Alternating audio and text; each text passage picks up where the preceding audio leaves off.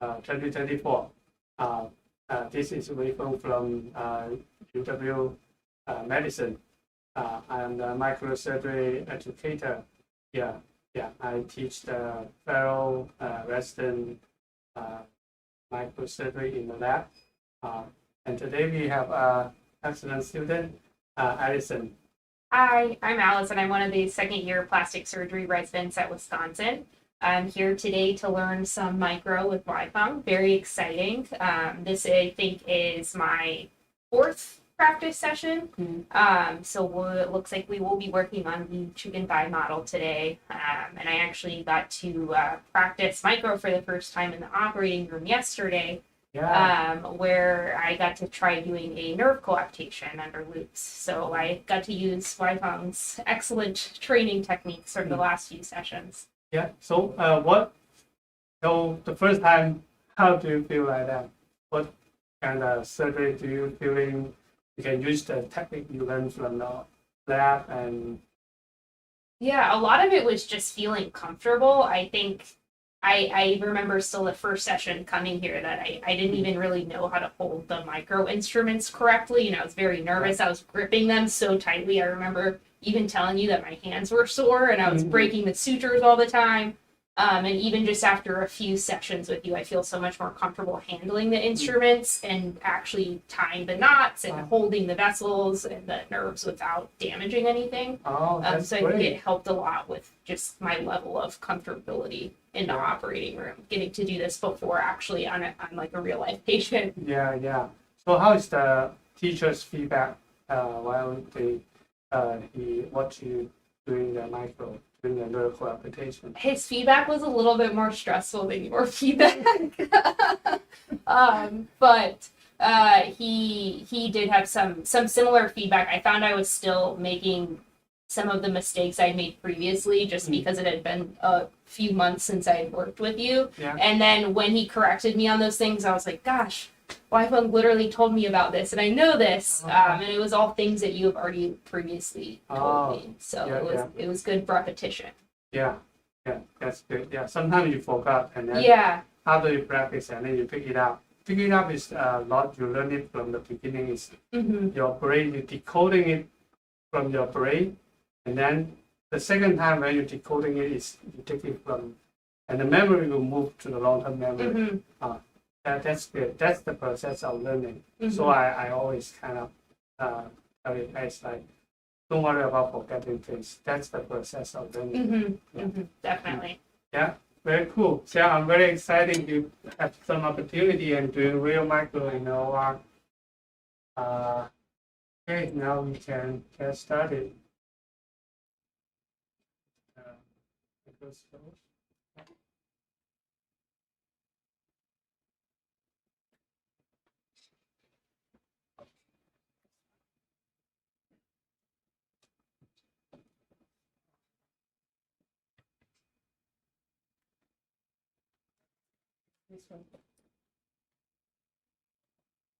Yeah, so the first time in the OR is kind of very impressive. It was very nerve-wracking. You use small? Yes. Thank you. It was one of those things where I wasn't expecting to get the opportunity to do it. So when he handed it to me, he was like, here you go. And I was like, oh my gosh. And I was thinking of all the lessons you taught me there, like rapidly running through my head. And I was like, I swear I know how to do this. And Weifeng has taught me all these things, but I'm just like panicking in the moment. So that's why it's perfect that I signed up to come in today. Yeah. So anytime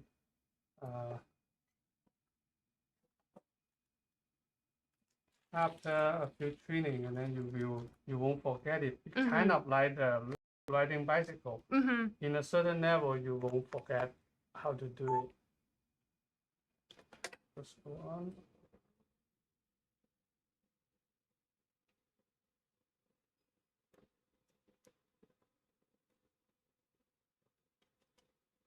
So I will let you warm up a little bit. Okay. Yeah. Okay.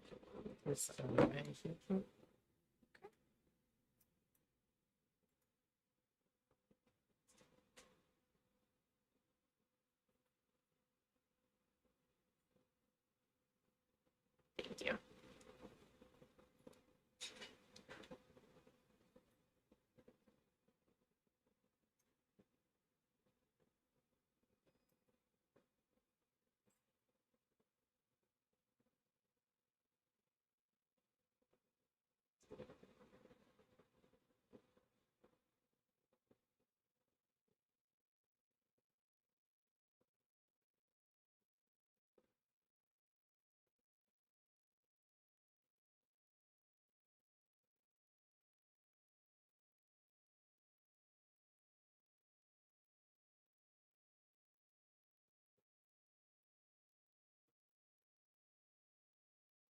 It's been so long since I've done this. Yeah, don't worry. Yeah, I think just these are slowly picking up. Please. These are catching. Oh, I don't know what happened, but I think yes, I was like, why is it not working? match.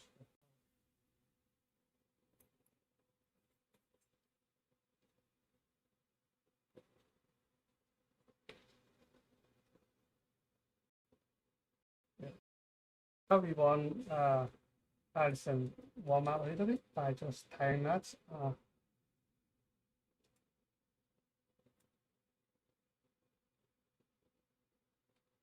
See if I don't think I remember how to do.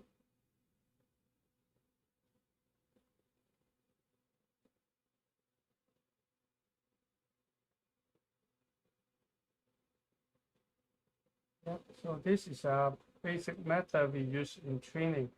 So this method, you can see Alison, she passed the suture after you tie knots. So this method is a training method is we use in our lab.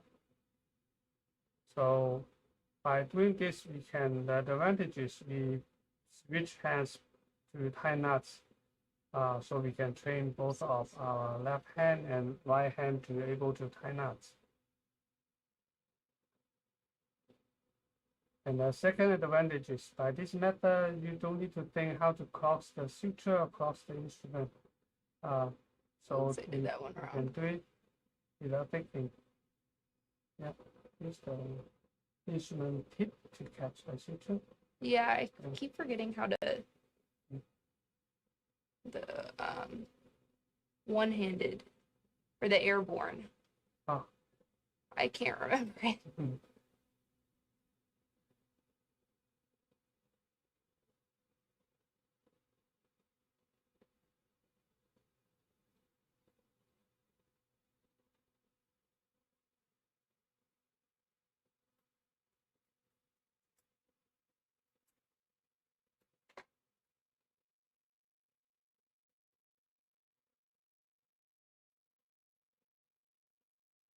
So actually, Alison still remember everything.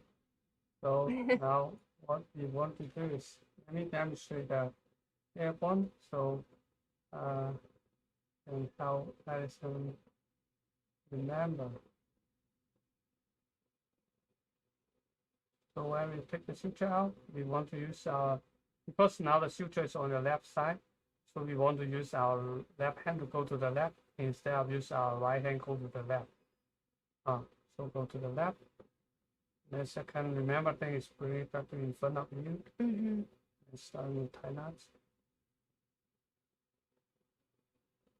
So the airborne, the first knot is the same. We just start the first knot by a regular method, and then the second knot we don't put it down. Then this is under. We go long end, go under the short end, and then we support it, and then we go under to catch it. Okay. Yeah. And then catch it. And the second one's above, right? We go above, and then we go above to catch it. See, once we go above, we already make a loop on the short end, so we just go forward. Like this is the loop. Okay. I'll just catch it. Under, go under to catch it. Above, because every time we go above, actually that above motion is making a loop. Okay. And to go under. Go under is kind of like that. See? Mm-hmm. Yeah, remember we use another method. It's kind of Okay. and make a loop and catch, right? Make a loop and catch. I think about we pretended and holding the short end. Just make a loop. Make a loop and catch. So we go under and then under. That's how we go. But actually, what we want to do is just make a loop and catch. Make a loop catch. If you forgot, then make a loop and catch. Just like that. And make a loop and catch. It's the same. Make a loop and catch. Make a loop. Yeah.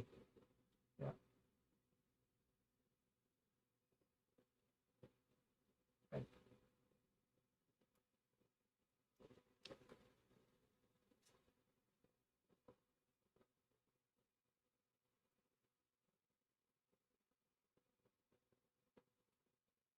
Yeah, if you learn something different from me, it's good.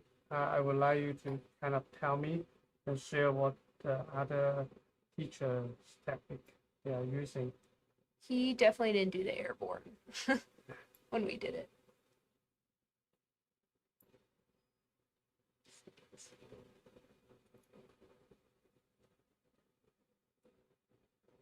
He used airborne or not? No, he did not. Oh.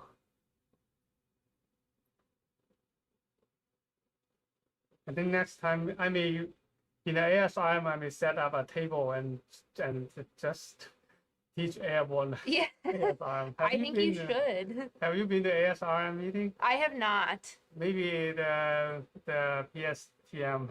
Yeah, you should. I think it would be very a helpful. UW table and then learn airborne. Learn how to do the airborne knots. Yeah, in 10 minutes. Make that a little shorter.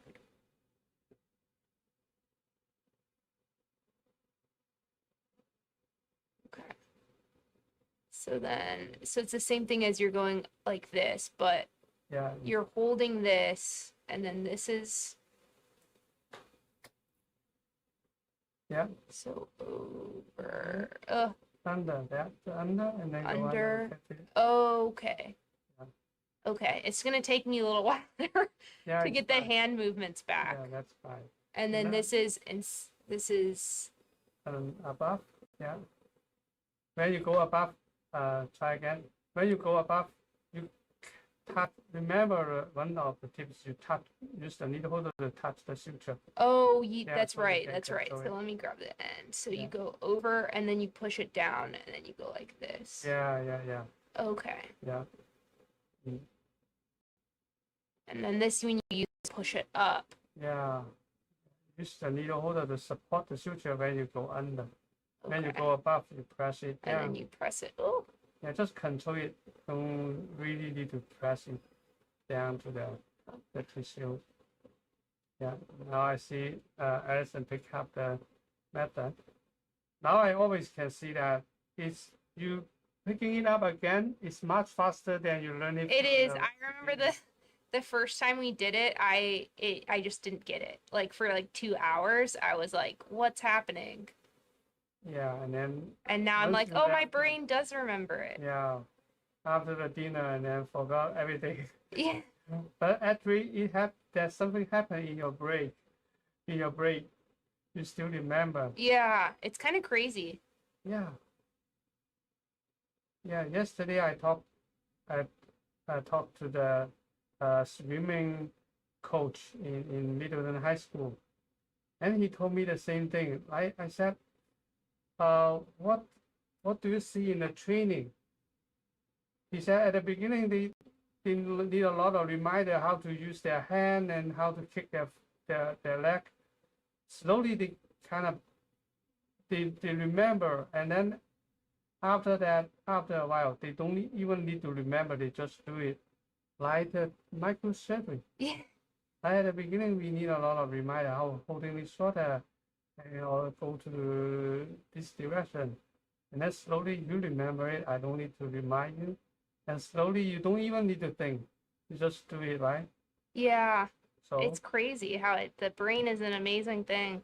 Yeah, and then I asked him in the sports coaching research, what did that happen in the body or in the brain from they need reminder or from they need to think to they don't even need to think what has been changed in the brain or in the nerve.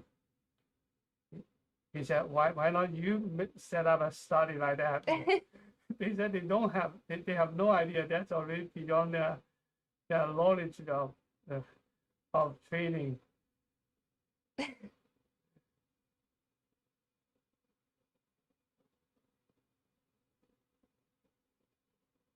My loop is. So what happened is now the suture is pointing a little bit towards the side, so making it a little bit hard. So you move it back in front of you. Okay, that's right. Yeah, and then we pick up the suture. Okay. Yeah. So we can start a new one. Okay, then you pick up very good, so we can practice it, and then we can practice this airborne in during.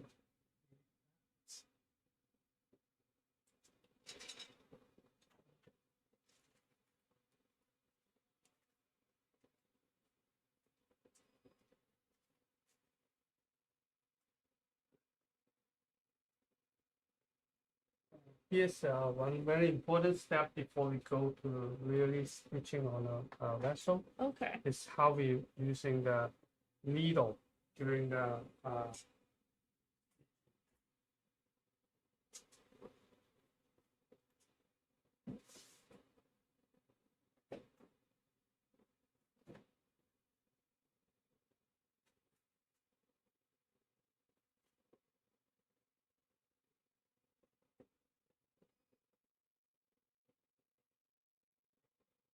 it's a huge needle. Yeah.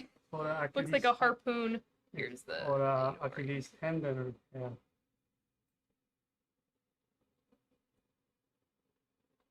So this is a very simple model we use. We just put something in this glove and then we make some line. So this line is kind of simulating a vessel. Then we make incision. And then that's kind of creating to the end of the vessel. And we kind of create a vessel wall. So we practice how to stitching on it. So this is one of the very important steps. Now, Alison, you put one stitch here and here. Okay. This is kind of one of the 6 o'clock and 12 o'clock stitch here. Okay. Yeah, let me see, and then we can start from there.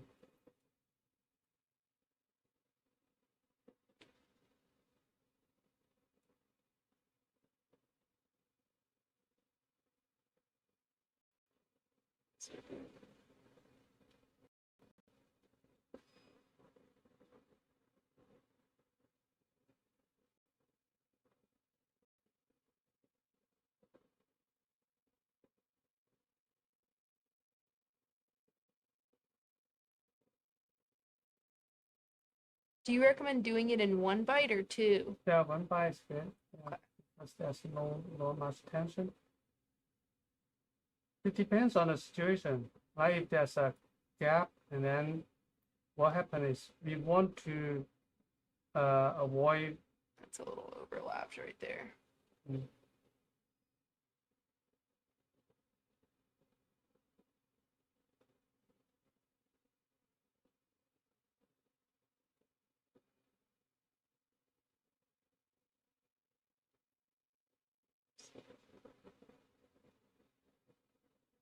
It's not. Yeah, exactly. Oh, I have to bring it in front of me. That's why. Yeah.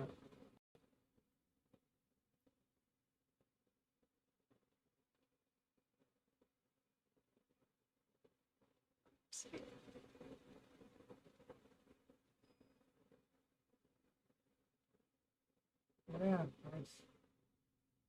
Okay. Oh, I don't know what happened there. Yeah, so we do clock stitch to tie a thread now. That's why. Okay.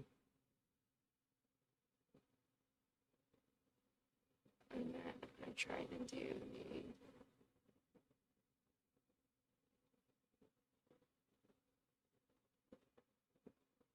Yeah, nice.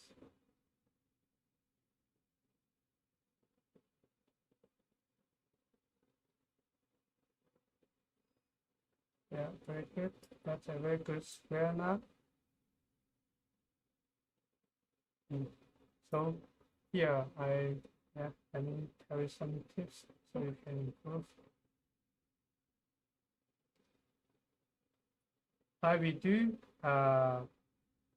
microsurgery when we do stitching, in the regular stitching, we want to perpendicular to the skin and then pierce. And then on this side, we want to turn and then stitching out. Oh, that's right. And then you push it down. Yeah. Okay. But that's hard. That's hard while we are doing the regular stitching. We directly translate the skill from the regular stitching. It's hard. Like in the demonstrate from this one. We use a big needle to demonstrate. Like the regular stitching, we turn the needle and then stitching to get the 90 degrees. Yeah, and then when we come out, we keep turning and we come out. And in the regular stitching, so we turn. And in micro, what happens is when we want to pierce the needle, if we want to turn the needle and come out, what happens is usually making it is pretty hard. And the second is that's usually we bend the needle at the beginning for the beginner. And I remember at the beginning I bend the needle again and again, and I don't realize what happened. I think that's the reason. Because like if we translate the skill directly from stitching the skin, we will turn. Yeah, way, and that makes it really we difficult. try to turn. Yeah. But when we try to turn, usually we will raise the needle and come out like this way. But as the tissue stopping the needle turn, and usually what happened at that time is the needle got bent, especially when we're holding a little bit close to the tail. And when we try to turn, it's not easy. Okay. So in the microsurgery, after a while, I didn't have too much struggle, and then feeling easier to do the micro. And I realized what I have been changes. We didn't do the same way in the regular stitching. We change a little bit slightly. So we put the needle up under to support, and then our needle. Remember when we talk about a needle, I would like to talk about the needle direction. The needle direction, there's two content. One is the needle parallel to the axis of the vessel. Remember we talk about that? Yeah. And then the second one is we want the needle keep horizontally to the surface. So we raise the edge, put it in the spot, and then our needle is pressed down. And all we need to do is just move forward. Right. Okay. And on the other side, we don't go to catch it, because once we try this motion, there's very high risk of catch the bad one. We catch some small fiber and then we will kind of hit the bad one. That's not good. So the second thing we want to do is see the needle is very clean and clear, and then we put the other side on the top. And what we do is push the distal down, and then all our needle need to do is move forward again. Okay. So this way we down, work. Not safe. We push like that. But just press down. That's enough. That's good. Then, so this method simplifies the stitching and simplify the manipulation of the needle to just move forward by using your other hand to help raise the edge or press the distal down. So that's one thing, one of the skills I want you to getting started easier. I think about when we tie knots, when we tie knots, like you try a, when you try to tie knots,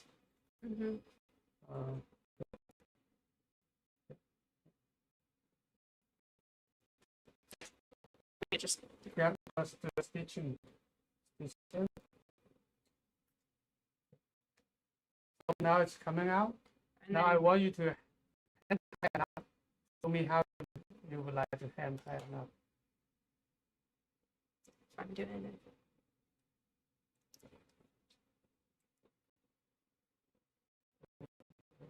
Want me to keep tying? So the first one you see the hand a bit. Yeah, Don't want to cross the hand. What would you like? you would cross it before you do it. Yeah. Yeah. So So then you take it and cross it before you do that. yeah. Okay. So yeah. That's why you Now bring I it want in you- front. Yeah. Yeah. Good. Makes sense. Yeah.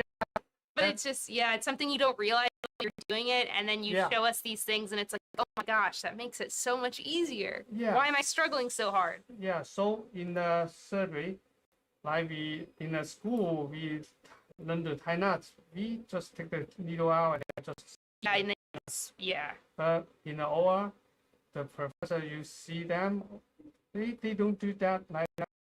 Naturally, they just cross the suture and they're starting to tie knots. Yeah, and then that Instead makes of it cross the- immediately square, yeah, Yes, yes. without having Yes. it. Okay. So, that's, I don't know. At the beginning, I don't know until I teach. And then I Yeah. see this change. And then I understand Yeah. that has been changed in my hand also. Mm-hmm. And now you understand why we do that. Yeah, it makes sense now. Yeah. Okay. Thank you. Yeah, like so that's why if we didn't pass the suture, we still use our left hand holding the long end. Yeah. That's the regular way we tie knots. Wait, okay. But we then naturally we just pass it to avoid. This way can be more convenient because we can avoid cross the instrument. And then the second line like that. Yeah. So this is one of the method. And I also want to explain a little bit like, I remember in one of the micro lecture, one of the professor, he said, I just always use my left hand holding the suture. And then I use my right hand to use a needle holder to make loops on my needle holder, my time micro. And that's the technique. Directly you translate Just from translating it. Okay. translate from what we're stitching on skin. After we're stitching the skin, our needle holder is always used to tie knots, right? So that's also that professor. I think his technique is kind of directly translate from the big regular stitching, but doing micro we change slightly so we can making it easier. And we also want to train both of our hands. I think that's the tough part is using both. Yeah. So the and tie training knots. your brain. So the tie knots. So I would like to talk about from the beginning. At the beginning, we can use this method. One knot and then cross the suture. This is the regular method we use in the regular stitching. And then the second one is so you make a square knot. So close. It was like literally right at the end. Yeah. Oh, nice. Yeah. And then the second method we teach in the lab is we pass the suture, we bring it back to in front of me and then catch the suture, starting by holding the long end, we use a needle holder. That's the method similar to we naturally just cross the suture at the beginning to avoid cross the hand. And then the second one, if we just keep moving, that's good. keep moving, we don't pass the suture. And in the training method, at the beginning, we want to pass the suture so we can practice both hands to tie knots. So every method has a different purpose. And then once we do it, we can use the airborne. The airborne actually is kind of making it a little bit overtrain your brain and overtrain your hand. But it's now you are very good demonstration. For example, even airborne, even PGY1 and PGY2, you also can learn the airborne successfully. And also you have a lot of fun of doing that. It is fun. Yeah. It's satisfying when your brain remembers it. Yeah. So now you understand when your student asks you, hey, Alison, what method should I use to tie knots? You will be able to tell them 1, 2, 3. Like Yeah, that. many different ways. Yeah. So you're now a teacher. Okay. Looking forward to the micro course. Yeah.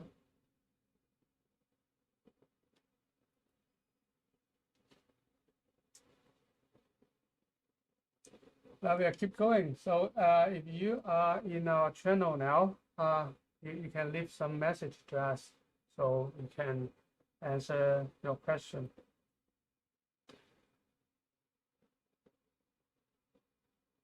And also subscribe to our channel and share. Down. Yeah. Yeah. Very good.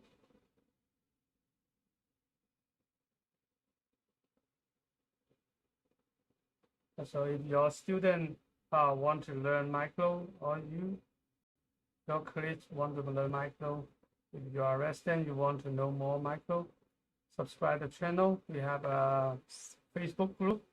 Yeah, we post teaching information there.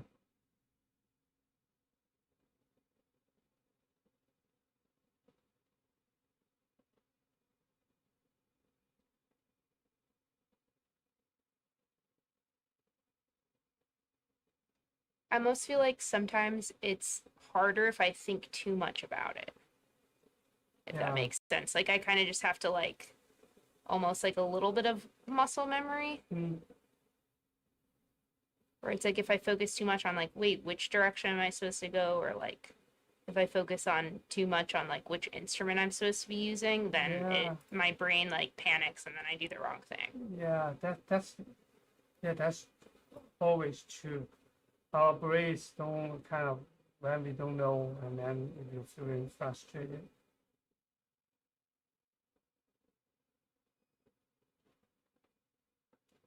And that's a theory, like in teaching the kids, it says the study shows teaching one thing the kids can learn quickly, but they didn't make progress faster enough. And teaching 3 things and comparing to teaching 2 things, teaching 3 things is the slowest. Oh, really? And the best thing is teaching 2 things in a time. So they can learn quickly. Also, they can make progress faster comparing to only teach 1 thing. That's interesting. That reminds me of last time you'd watch me do things for a while and then you'd be like, now that you've learned this, I'm going to teach you a new thing. Yeah.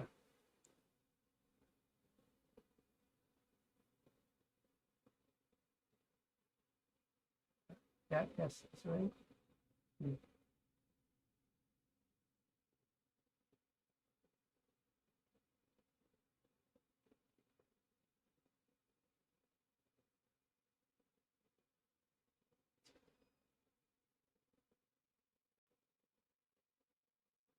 Okay, and teaching something more here.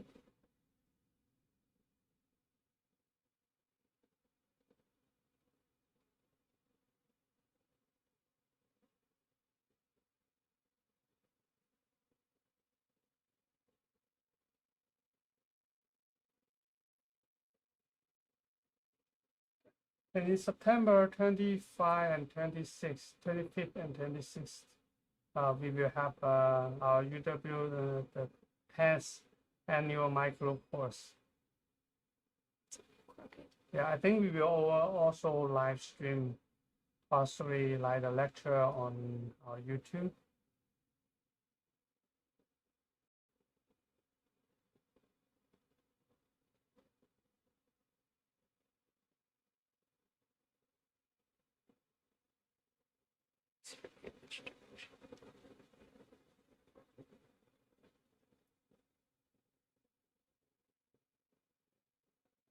Yeah, slowly you are going through the process of need to think and to without think.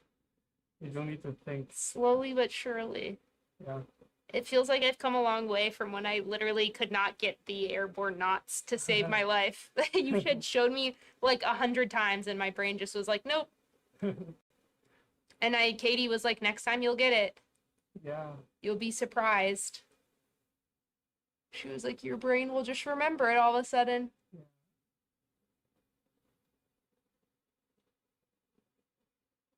Yeah, everyone told me like airborne will become their only method. When they holding the suture and preparing to tie knots, and then the airborne just come right away out. Yeah.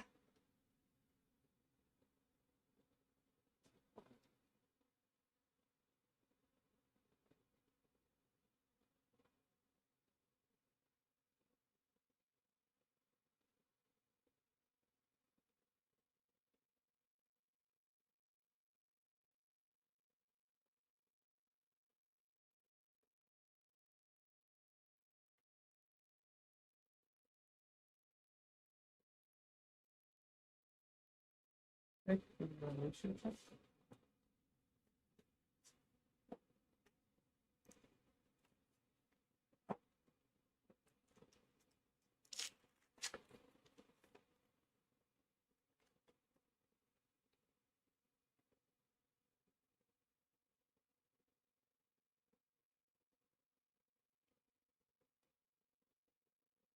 So to take the suture out correctly, I think we should release all the suture from the sponge first. Okay. And then the last step is to holding the needle to take it out. Okay. If we go to a different way, like we take the needle out and then use the needle, holding the needle, try to unwrap the suture from the sponge. Tear it off. Sometimes if the suture is stuck in there, and then the suture will break and right from the needle. Oh. And then we lose it. Yeah. We pick it out. Okay.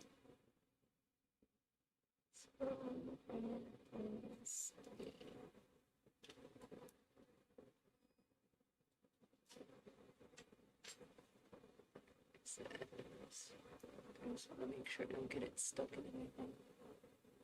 Yeah, it's all released from the sponge. I just wanted to make sure I didn't get it stuck in anything.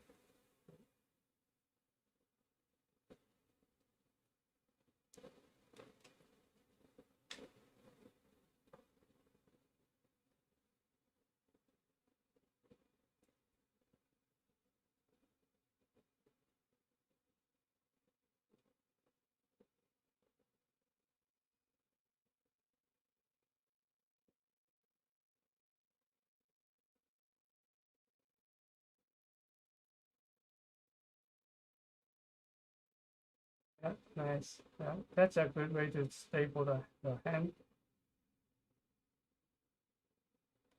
Long tail.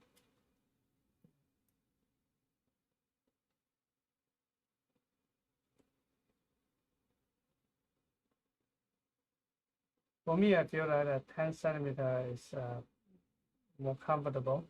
Now this suture is 15 centimeters, so it's a little bit hard to use at the beginning. I always pull it the wrong way, I think, when I do it first.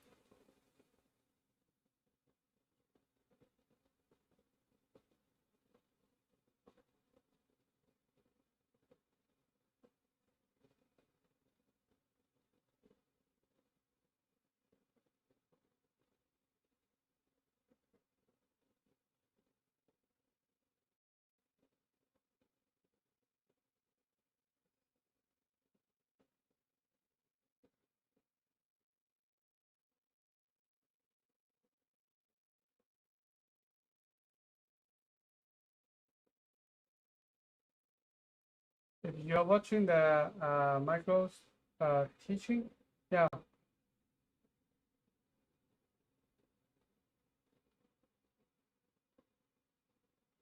You can leave comment on the YouTube, or you can leave me a message on the Facebook, so I can reach out to you. We want to know more about you and see how we can help you. We have a global mission trip. We went to Rwanda twice. We went to Vietnam. We went to South Africa. We went to Egypt. So if you can leave us a message, maybe your hospital will be our next stop to go there to teach a micro course.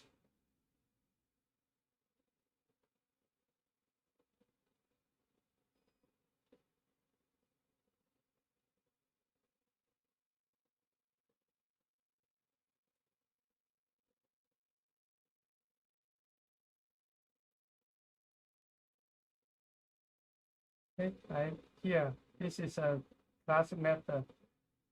6 o'clock, 12 o'clock in the middle, and then we put 2 more in the middle. Yeah. One here and one here. Okay.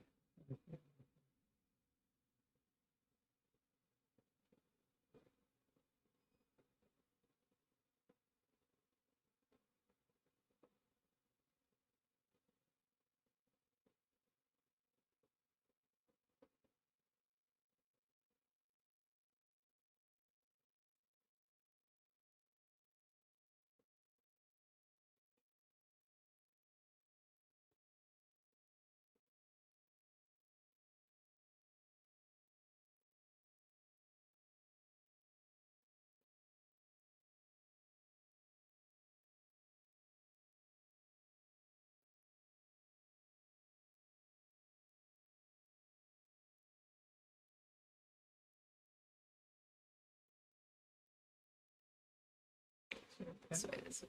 Yeah. I keep pulling them the wrong way. Yeah, slowly you will kind of, you get a sense. You don't need to think. I know, I think I'm still thinking too much with the directions.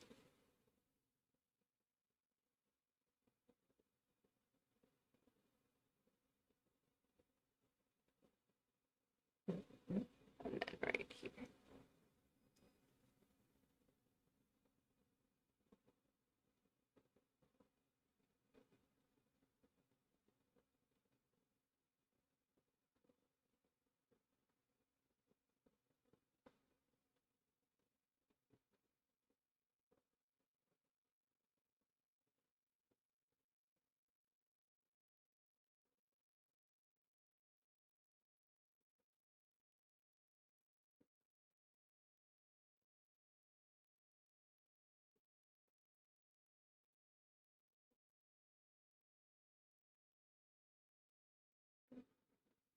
Yeah, nice. So Oops, when so the close. above is not in the right direction, then we can just switch to the under. I almost got it and then I Yeah. didn't. Now there's a lot of memory, you see, Yeah. so it's become a lot easier. Let me We try can it. just, if we fail, we cannot catch it or we cannot do it, we just use the regular method.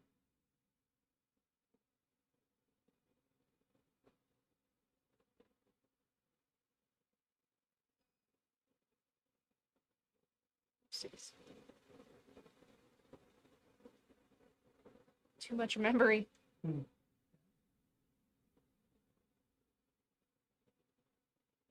Now if you feel hard, you just pass the suture and then use the regular method.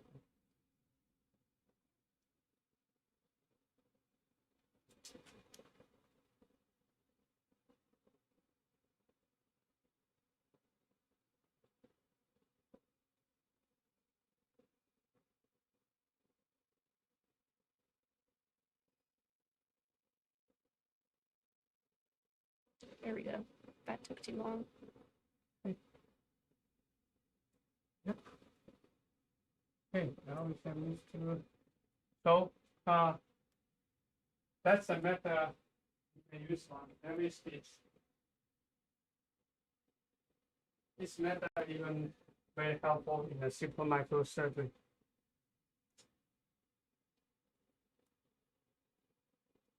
We use the chicken type. We have the vein, we have the nerve, and the artery. Let's see. This is the vein. The blue one is the artery, and there's also a femoral.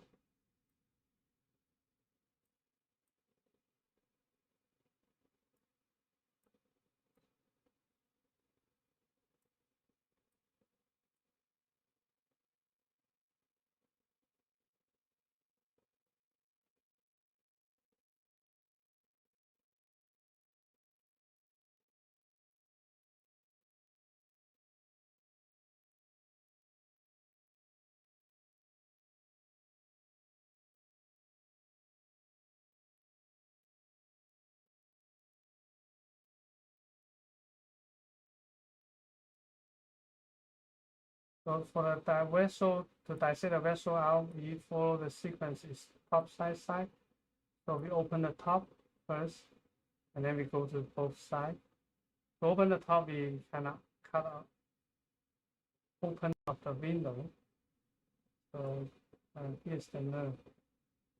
It's also like we didn't see the nerve, and then we want to cut out window and see the nerve. So we don't cut like this way because we don't know where.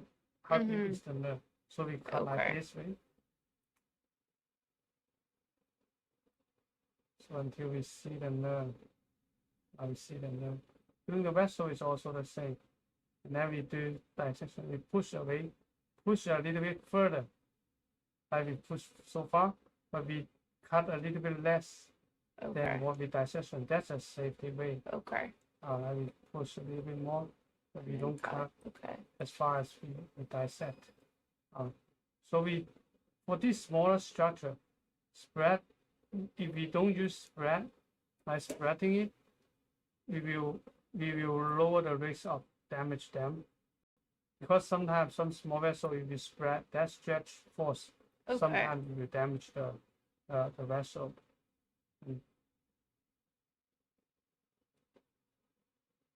So we open the top, and then we go to the side. I think I need to go up a little bit. Is that good on your arm? Yeah, that's good. Yeah. Thank you.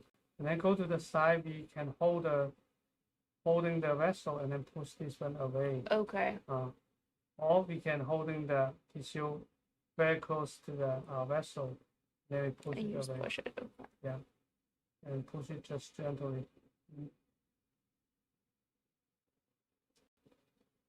So that we can see the nerves has vesicle. We can also practice a couple times. One anesthesis on the nerve. Oh yeah. The nerve is just one thing, no tension, and then the epineuron. Only stitch the epineuron. Find a groove to match up the nerve. Like sometimes the vascular size, some is round, some is round shape, some is oval shape. Okay. So use that as a glue to match on both sides. And another one we can use is the vessel on the epineuron. Sometimes you can see the vessel, so you match it. You match it with the other side. Okay. Other side.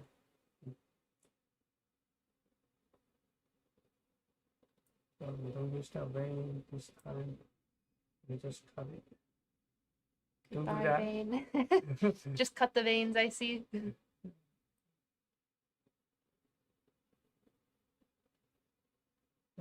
Yeah. So this second branch and the teaser is a branch on this vein. Okay. You can go on as far as to 0.3 millimeter super micro. This tubing is going too deep, occupy a lot.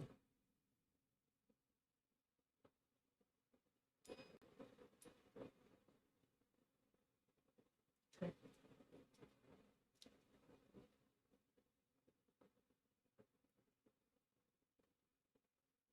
switch to top side, and then we go to the bottom. This forceps is not good to pick up suture, not very good. So you can see, like comparing to this forceps. Okay. This forceps is designed like the clam of the crab. Okay. Right? They touch like only the tip. Okay. Like this shape. You see that? So this forceps is very good at pick up things. This one is a little bit flat. It closes one segment on the tip. This forceps is good to pick up sutures. Okay, and that one's not. This one, if we want to pick up suture, we need to go very far in the tip. Yeah. This one, we can just catch suture from here to here. We can hold it. So something good, something bad.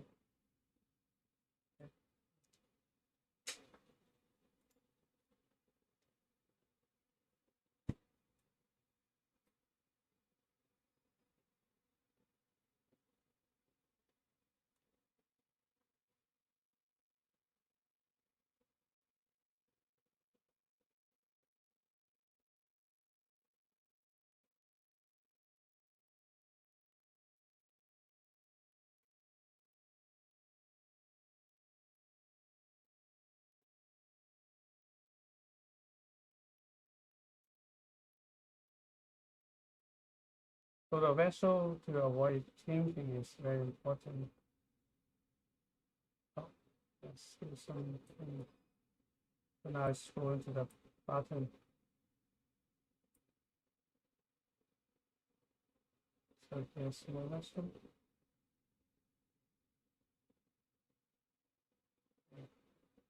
Looks small, but it's not very small. So every resident they can do this vessel. Okay. This one, and the small size. Looks so tiny. this is about 0.5, 0.6. Okay.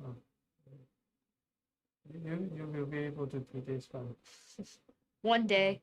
Yeah, not far. Okay, you can just put a stitch and wrap around and ligate this vessel. What do you want? A stitch around it? Yeah. To ligate it? Yeah. Okay. It just with the suture we have here? Yeah. Okay. Just like around the whole vessel or through? Just Okay. around.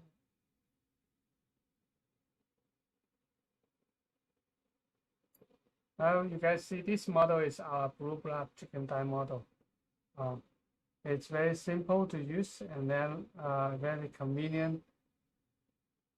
You can, if you want, you can go to our website, microsurgeryeducation.org. We have the paper, or you can Google how to set up this model.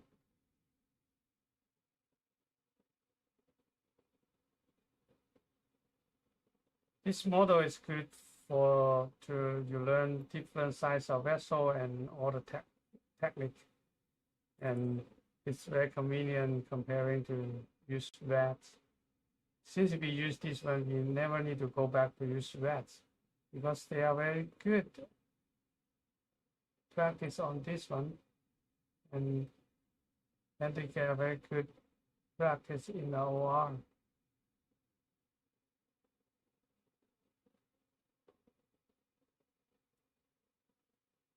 We'll tie that one up too, sorry.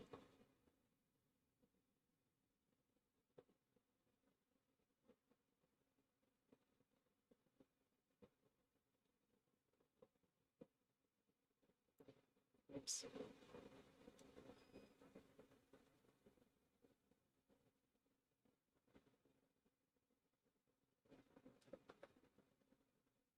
Sorry, let me try that one more time. Keep dropping it. There we go.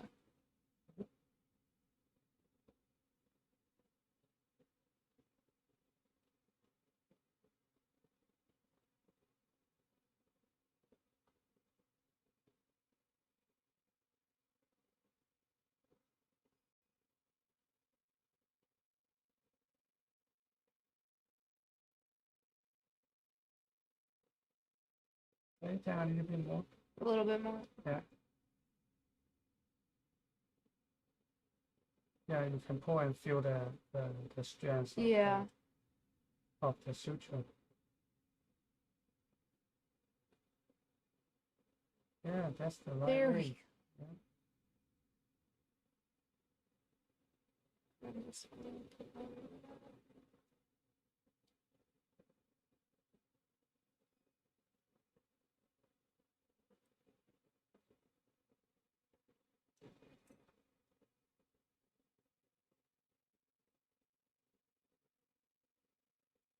So the hand case is you rotating in the hand or on core? Rotating in hand. We rotate with the orthopedic hand surgeons, Dr. Satyapong, Cruz, and Tofty. Well, how many hand surgeons in ortho? Just those three right now. Oh, just three. They used to have four, but Dr. Zachary retired this year. He retired? He did, yeah. Oh, is that the age or no? I'm so bummed because I heard great things about him. I really wanted to work with him. Yeah. But he retired, and I guess he's been traveling through Europe, living his best life. So. Oh. Yes. Yeah. So now it's just those three. Yeah. Now you cut a suture. Okay. No, you cut a vessel, and then we repair it.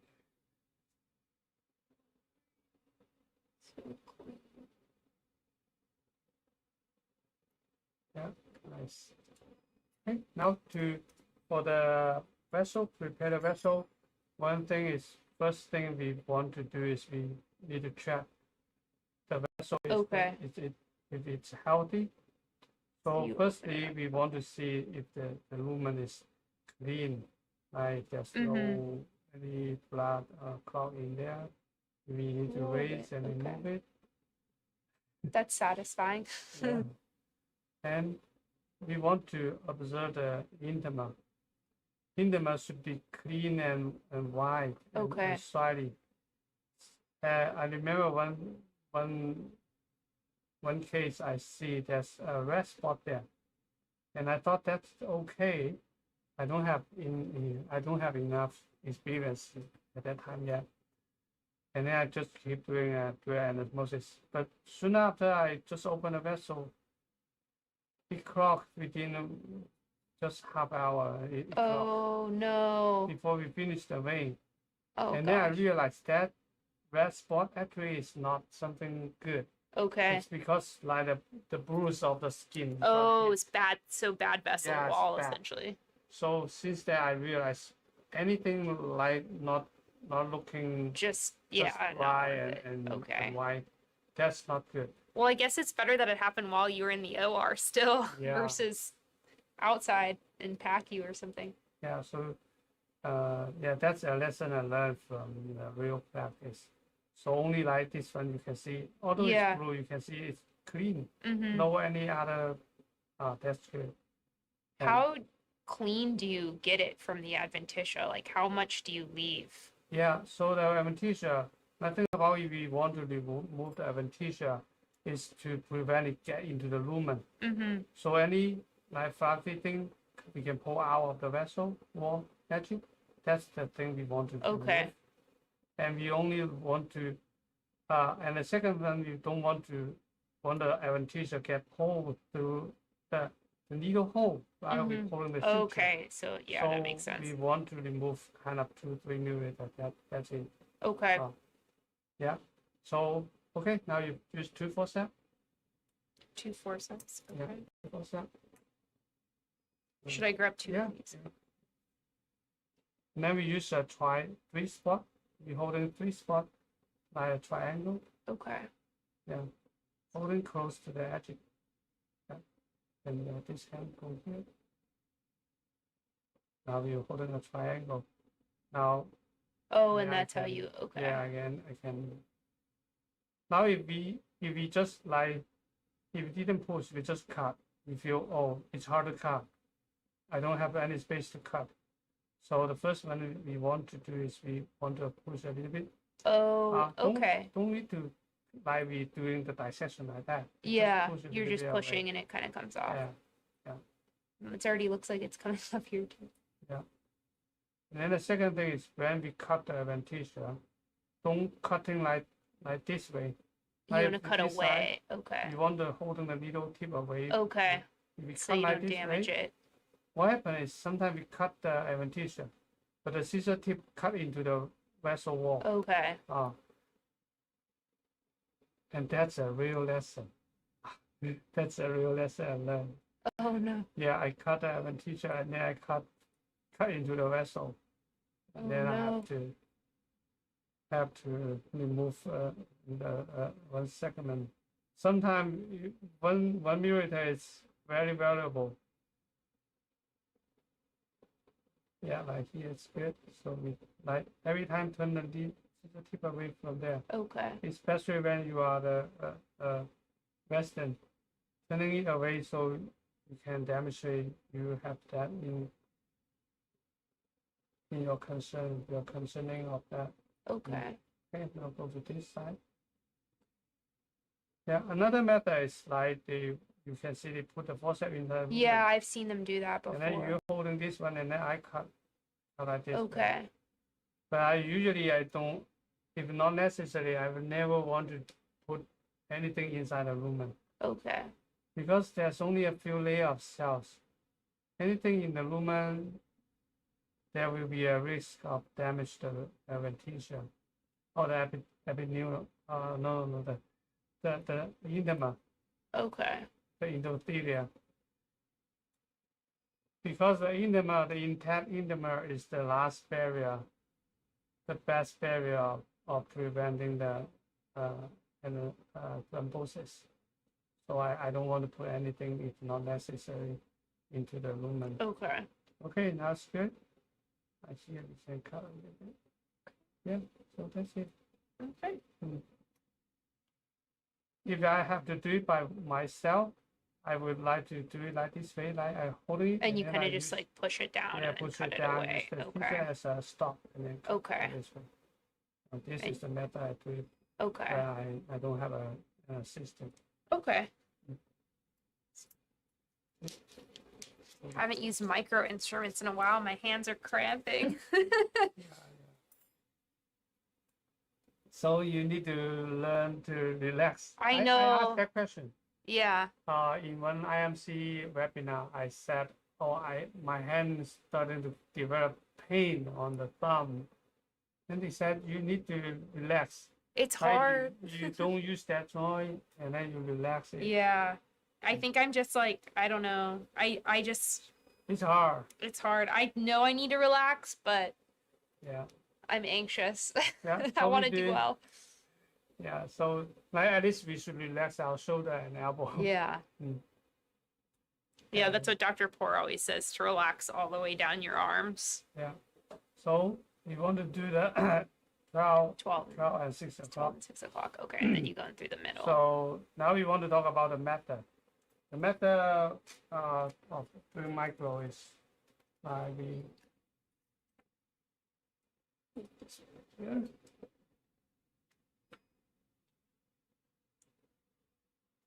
Now, microsurgery, there's different method of doing the end-to-end. So usually the textbook method we like to do is Tuesday method. You're starting from like the 6 o'clock or 12 o'clock. After these two sutures, and you divide it to front wall and back wall. Right? So this is they name it two-stay suture. Stay suture. Sometimes you can hold it, or sometimes you can attach to a gun with a frame. And then after that, we put one in the middle. I will just do in the glove, and then put two more in between. That's a classic of how many stitch complete if you do the same way on the back wall. So you have 4 on this side, and then you do another 3. I think another 3 on the other side, or would you do 4 on the other side? Yeah, so 8. Yeah, so this is classic 8 stitch. Put one in the middle and 2 in between. Okay. The same method. Okay. And then in some situation we cannot flip the vessel, right?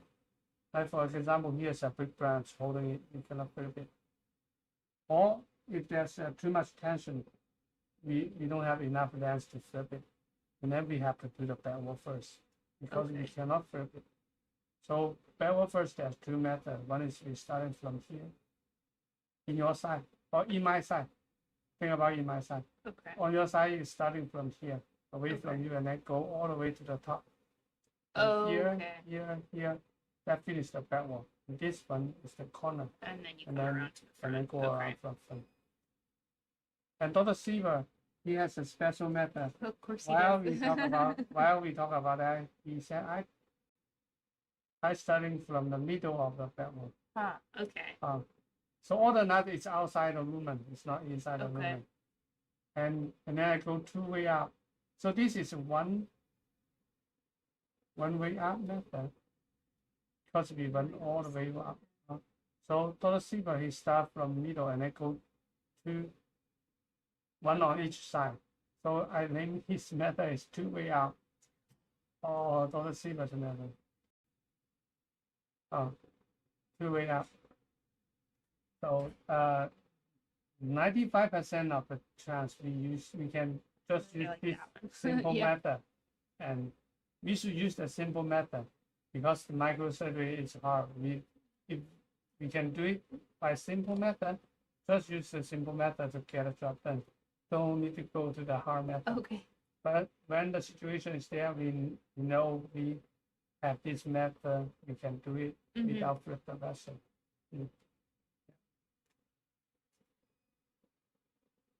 Okay, now I will demonstrate the first right here. So at the beginning, we want to go to the all the way to the lateral or medial. But if you at the beginning you don't have that skill, we can just go as far as we can, right here. Then we just line up on the other side. Okay. But if we go to the far lateral or right lateral spot, that's kind of can separate evenly. So the skill to do that is like we cannot. It's hard to just pierce like that way in here. So usually we didn't do like this way. So we raise it a little bit and then we bring. See, Oh, this is you're what kind we of shifting bring. it. Okay. Yeah, shifting it. So we move the spot we want to the gap, Okay. to the open of the forceps. And if there's a gap there, we cannot reach out to the distal side, take it out. Okay. If there's a gap, we try to reach to the other side, all the focus, our mind focus on this end, and then we will ignore the proximal side already on the needle. And then sometimes we will tear it. Okay. Tear it. And that's also a real lesson I learned. Oh no. I tear it. That's why I emphasize that. And when you try to reach out to the distal end, and that means there's some tension there. And you tear this part, you have to cut it. Yeah, and then you make it even worse. That's why I still remember. Oh gosh. So the first and second stage, if you are not comfortable, not very good at the beginning, take it out. So now we 100% already got this. Now we just focus on this side. The other side, okay. Yeah. And then you just So now push. we put the needle here. Now we can find a light metal spot. So there's two methods. One is we turn the needle and then try to pierce to the right, to the outside. Okay. That's not easy. I always like turning the needle. And yeah, it's always fun. So we use another hand to help. And then just push I it will down. just come out, and then this hand just press down. It's the same. Like we press here. The distal go away, and then we just move forward. So use your other hand to create a convenient method to tie. Okay. So now here once the suture in the needle, we want this part go straight through proximal and distal end. So now in order to do that, one is we want to use a force needle holder here as a pulley. Oh, that's right. I do. We don't want the suture like start in this side. And then it's dragging through it. Dragging, and then sometimes if we cut in somewhere, we tear this part. So we would like to use the force a needle holder here as a pulley. Like this is really like Dr. Paul is doing. And on this side, we want to go this way.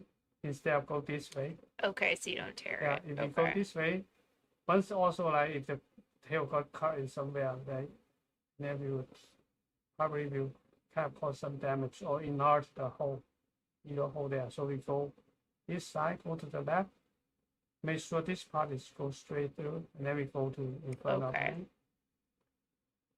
And usually I would like to put the needle on the edge of the wheel. I don't put it here because I don't want the suture to come back in interfere me.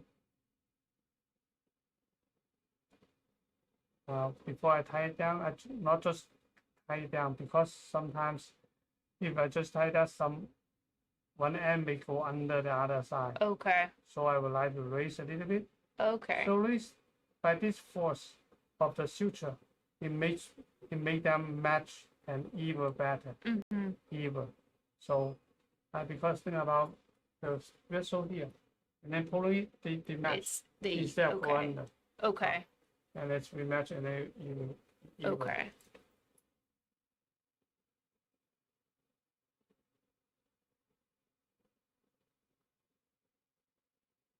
And we can also like adjust a little bit, make it line up better. Like this one, like sometimes if we tie this way, this one you go under.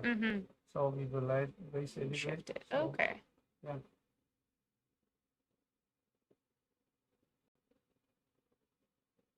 So slow is fast. Yeah. Slow and make. Well, I'm about to be really slow, so. Yeah, and then do the things right at the first. That's right here. Yeah. We want to be efficient. It's not instead of our motion fast. Yeah. Right. Okay, and then the second one.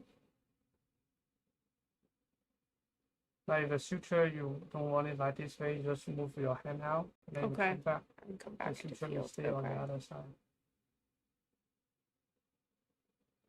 You can always use our needle to help. Here is the right spot. We not just go here. We move drift it to here. Okay, so it's in between the. Yeah. Okay.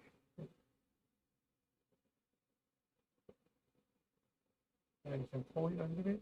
Now, there's two methods. Like we can just kind of see the lumen, pulling it like this way.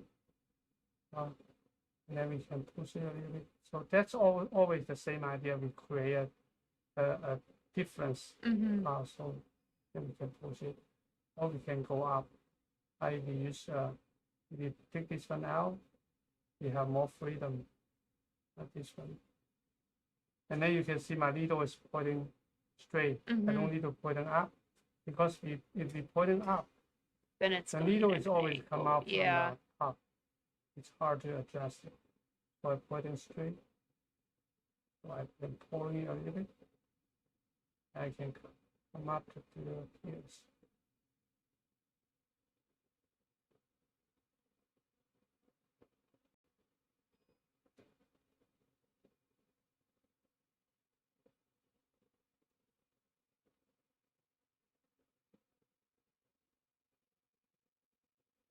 So now I adjust. That's the last chance to make a very good match. Okay. Yeah. Okay. Yeah. Nice. And then we do the front wall. Front wall. Now we starting from the casting method, and then we will add different method. Like the open loop. Open loop is we put all 3 stitches in there, and then we hand out use the interrupt style. Oh, okay.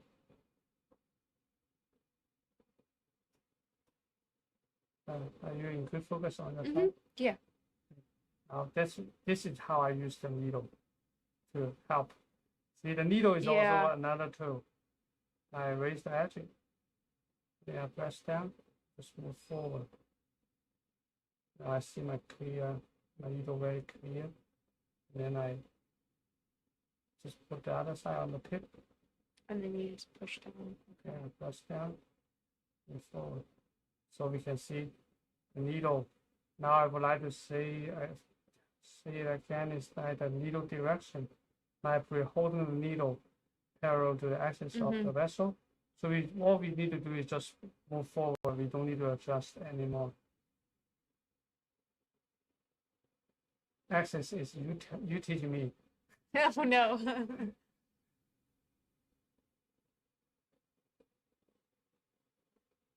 Okay. Now if you feel it's not right in the middle, we have a little bit chance. We can Okay. adjust a little bit to tie away from there.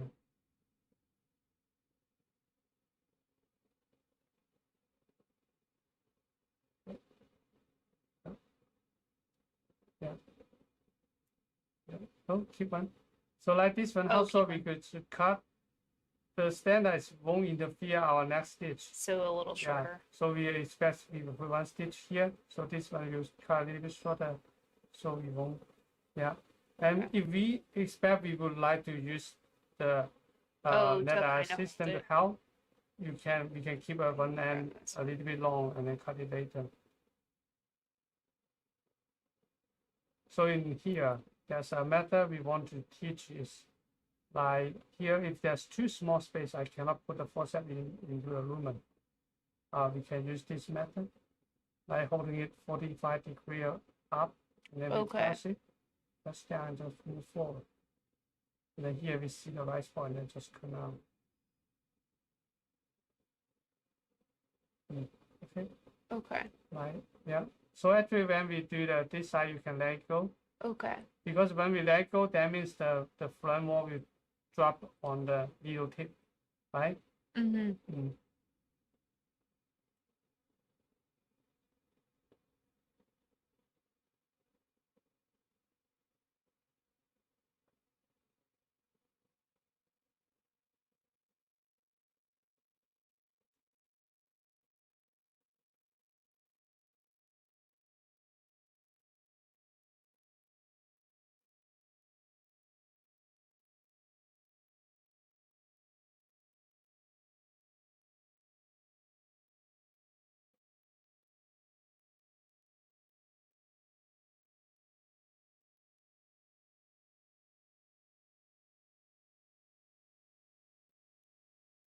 See?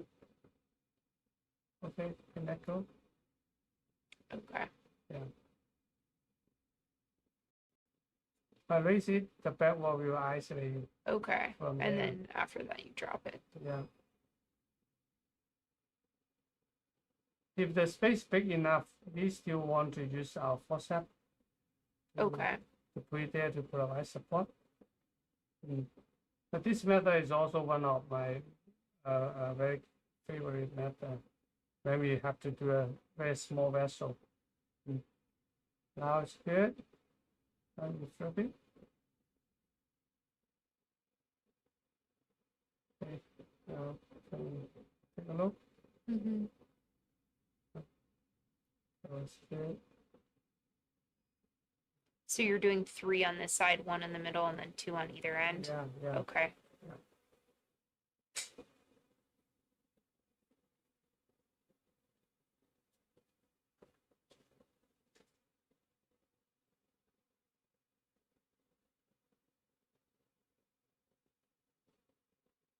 See, Yeah. yeah, it's very good. You didn't hit the fat wall.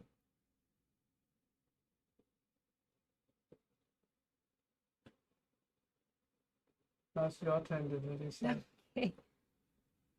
It's definitely not going to look as pretty.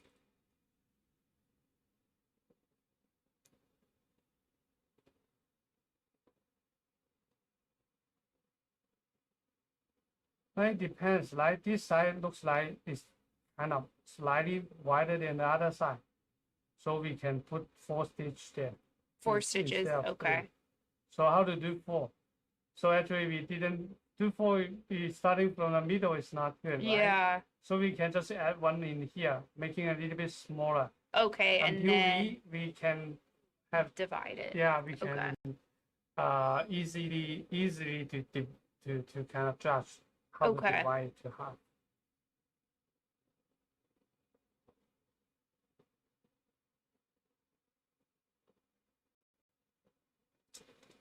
Oops, sorry. Right.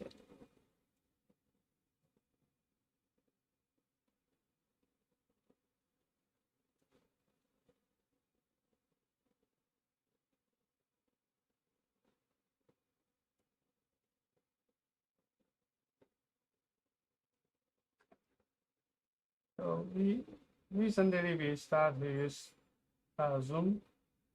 Use YouTube to live teaching before we use the Zoom meeting. The Zoom meeting, we can talk to them. They can send a message in the chat. Yeah. Yeah. That makes it so it's not the same on the YouTube. YouTube, I think we need an assistant to watch on the computer so we know if there's anyone leave a comment. Yeah, remember that's last right. time That's right. the Vietnamese surgeon.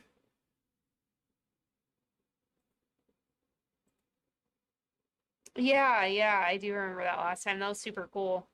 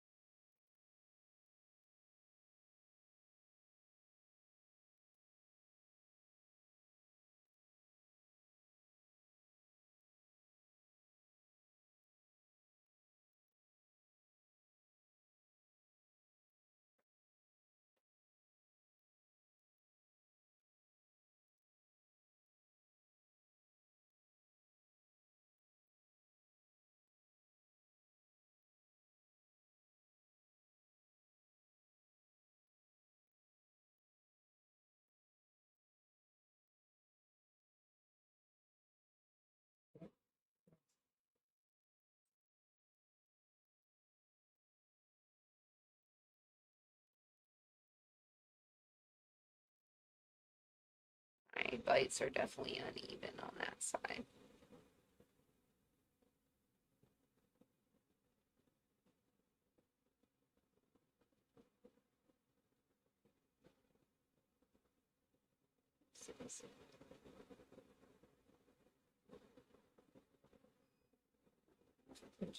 Can you increase the microscope a little bit so you can see it more depth on this side?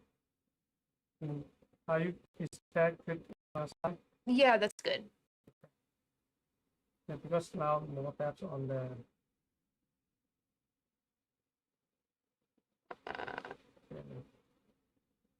if it's hard, just pass the switch to the left hand.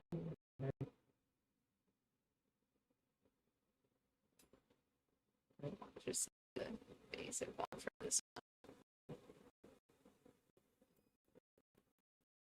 One time because this side is too long. Yeah, I think that's what was messing me up. Try one more time. Oh, try one. Oh, this, okay. And you can see now this is just pointing towards this side. Yeah. Making it a little bit hard.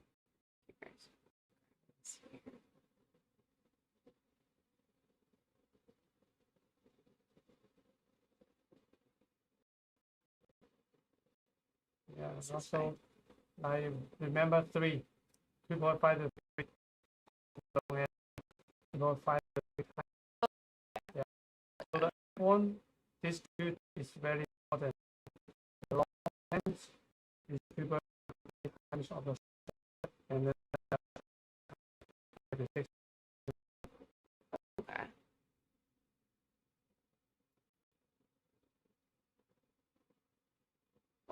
I was holding on to that.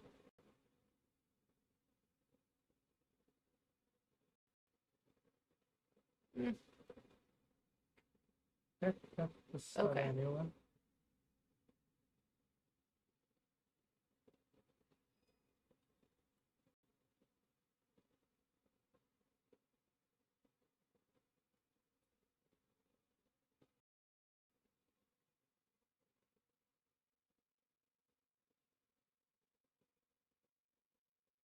I think I drank too much coffee today. My hands are very shaky.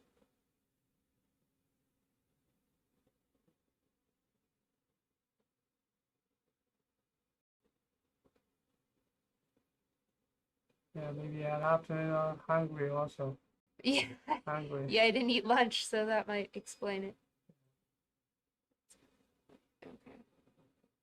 Yeah, so in the lab, you just kind of practice and experience that.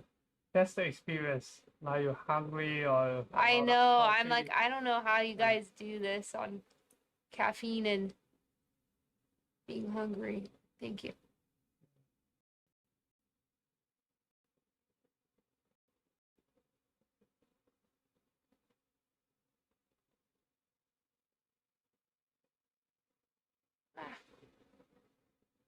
I'm just gonna.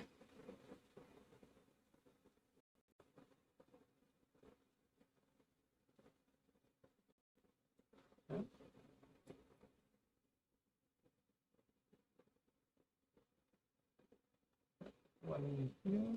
Right there.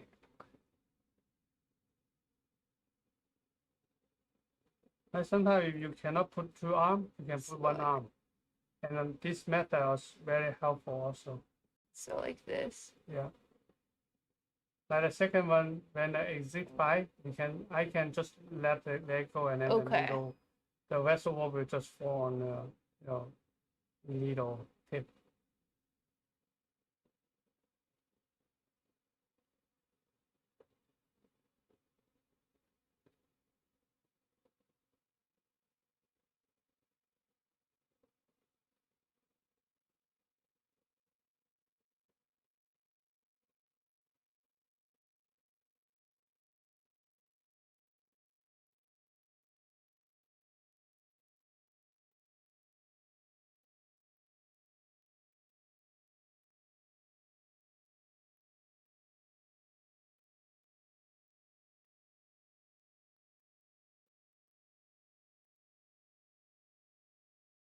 Yeah.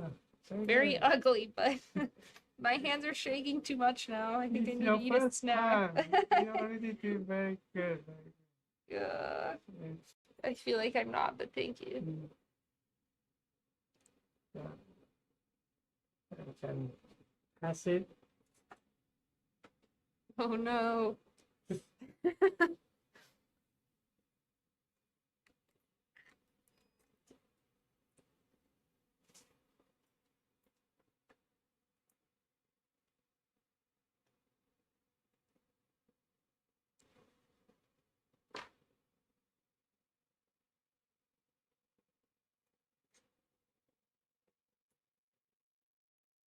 Here's the needle. I think this one's too short. I don't know if you. See, pretty good. That's because you did the other. Yeah, that's good. It's really cool to see that though. Yeah, so now after the prep, and the supposed we hook up is the blue blood, and now we can see that's pretty good. The quality is good. So congratulations, you finished the first one. First one. Okay, now we can do one more. Time to do another. Now, like the first, to put a clamp is there something like we want this bar away from you. Okay. So because we want more space for the first second stitch, which is difficult. We put this bar away from you, and then we don't put all the way in there. We use the tip of the clamp to hold the vessel. Okay. And another one we want to line up both sides.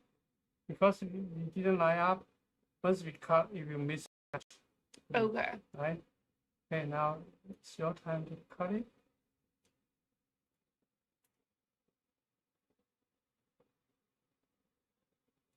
Yeah, try to make one clean cut. Okay, cut. Yeah, nice. Okay, you want to trim the adventitia? Sure. I'll give it a try.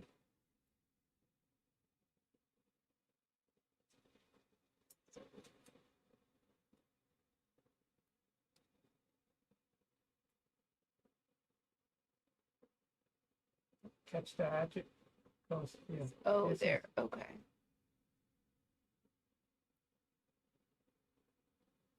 And push it a little bit. Yeah, nice.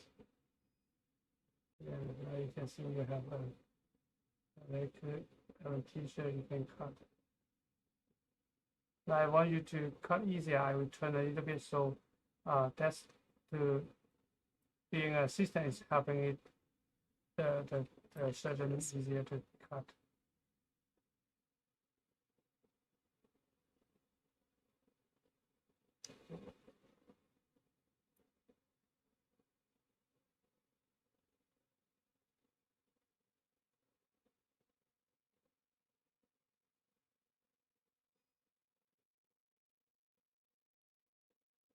Yeah.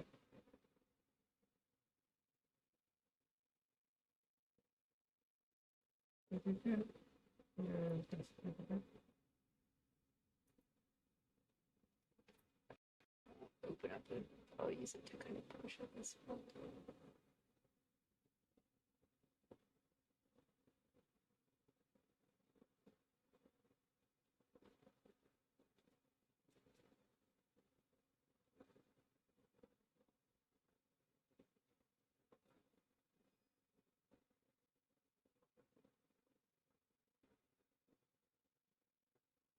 Nice.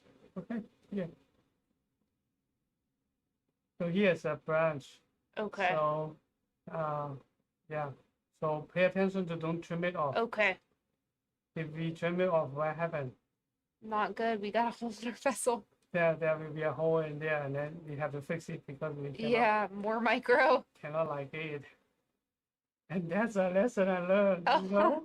All the lessons you learned. Yeah, I trim off a small branch, and then I see there's a hole on the vessel, Oh no. and then I have to put one stitch to close it. At least there's only one stitch, right? Yeah, so learn from the mistakes. So impressive. But I want you to learn from my mistake. So we don't make the same ones. Try to gently kind of push around the vessel. Yeah.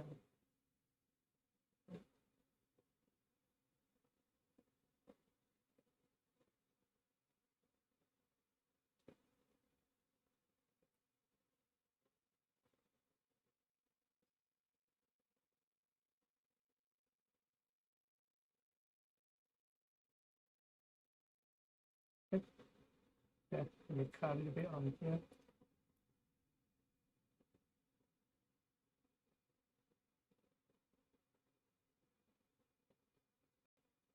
Okay, okay. Now we bring it a little bit closer. So what we want is, we don't want it very close, very close. Okay. So we want It's it has about like a about like square. 1/3 of the diameter. Okay. So we can see the lumen easier. Because when it overlap, it's not easy, and even tying the knots will cause some overlap or something. Okay. It's not easy. Yeah, I think so.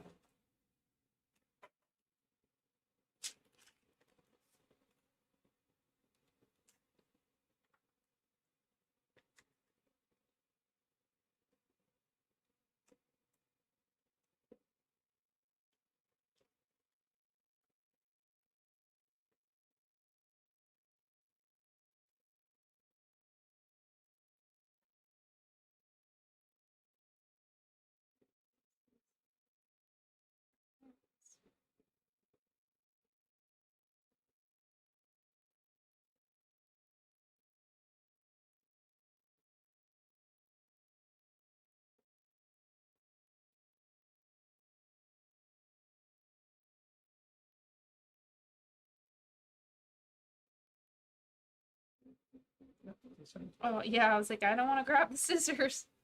Put that over there. Not me, unfortunate.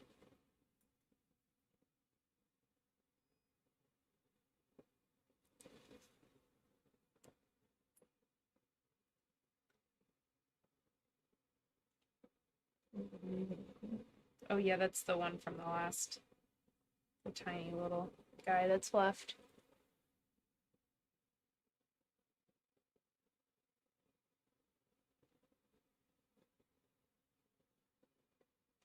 Okay, so we're gonna start with 6 o'clock first.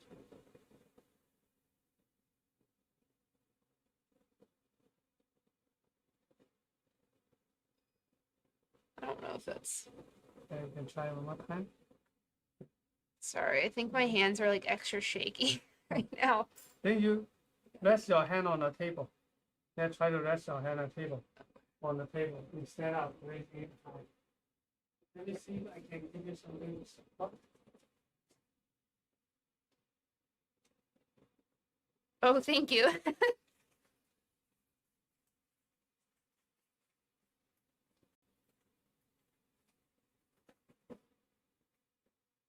Maybe if it's in the OR, don't hesitate to ask some Okay. power to For a towel. Okay. Thank you. Yeah. So we want our hand on the same height of the like if we walking on the arm, you should line up our hand on the same height Okay. of the arm. Maybe that way. Yeah, that's better. Thank you.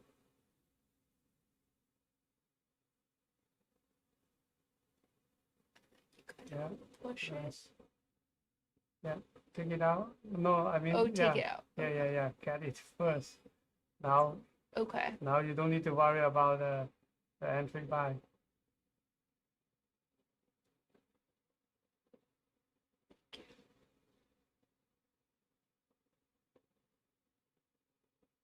Yeah, push it here. Yeah. Use the needle holder to take the needle out. Yeah. Yeah, now it's on the left side, use the left hand. Okay. And bring it back in front of you. Sorry, it's caught on my. So I'll put it in the kind of field over here. And then this too. Catch yeah.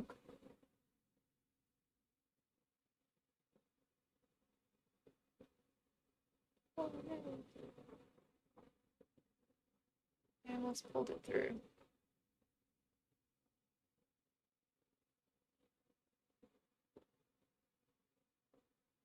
I don't want to lose that there.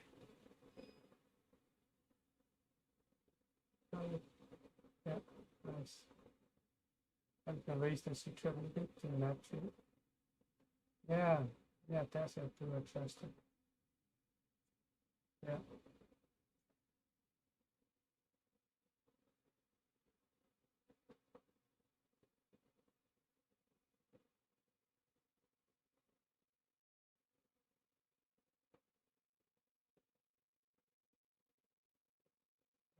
Very good. We can use all the technique. Slowly but surely. Next time my hands will be less because I'll eat lunch. But I'm glad I'm getting the OR experience. So when we do deeps at the end of the day. Yeah, so everything you will experience. This is really helping though. Thank you. Yeah. Okay, so same thing up here now. Yeah. Yeah, nice. Now the needle faucet open is facing a little bit out. That's even more convenient. So there. Yeah, no, you don't need to. So this one we secure the entry by. Oh, I grabbed this the wrong way. There we go.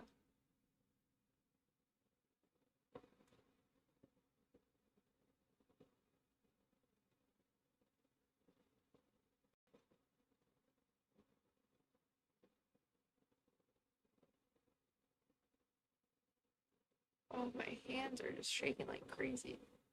Okay, then I'm gonna grab this with my left hand. Yeah. After you experience a crazy shaky, and then next time, you will never be so shaky. I know. Oh, it's the worst. I don't remember being this shaky last time, so I don't know. I think it's just because I didn't eat and I only had coffee today. Yeah. Yeah. And I was like, I'll be okay. And then all of a sudden now I think it's at 4 p.m. hitting me. It's good. We are in a lab. It's not in the OR. In the OR, you will even more shakier. Oh no, I'm sure I will be. Yeah. So yeah, don't skip the lunch. I won't. I'm sorry. My teacher said, being a resident in order to survive, you cannot skip one meal. Dr. Poor calls them bio breaks. Bio break. Bio breaks. Bio break. What's that? Biologic breaks when you need to eat or go to the bathroom or drink some water. Yeah. But I guess if I'm realizing I can somehow still do this shaky, I'll be even better when I'm not shaky. Yeah. When I eat food. Yeah. So in the lab, it's good. We just overtrain us.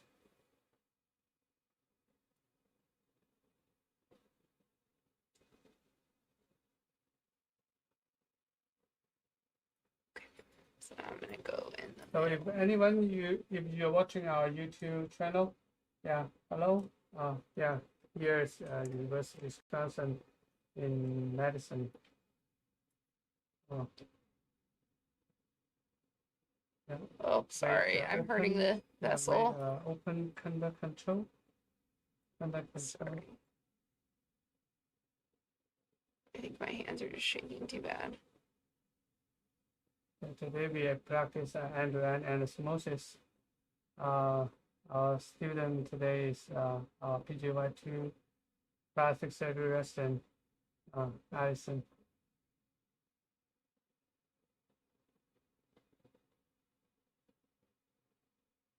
Studying micro treating in the second year is still pretty early. We have enough time to be very good.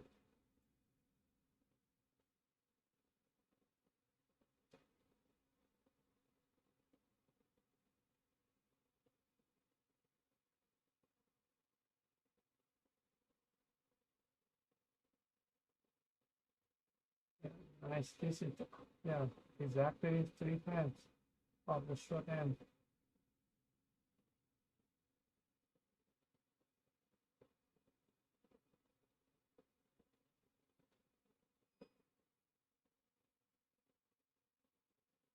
I think I left that tail too long.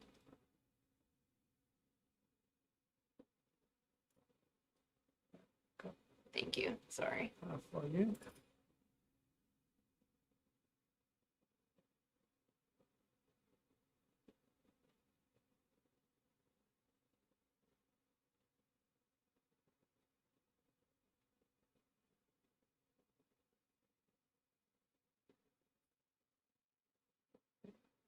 But you took one. So because I can use this one to help you. So when we use the suture, this is it's good we can keep it tied in a square knot, not a slip knot. Slip knot if you're holding it too much and then you lost it. Yeah. Oh, this one I got it. But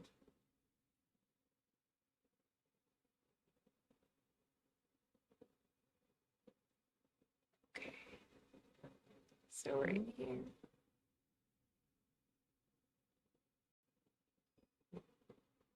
Oh, my hand is just shaking too bad. yeah. I don't think that's it. Pick this one up.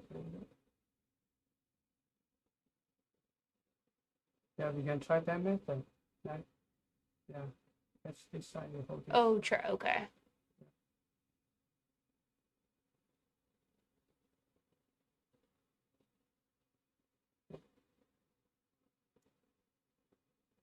45 degrees.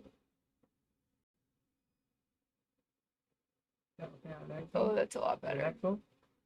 Now, Oh, and then you yeah. push. Okay.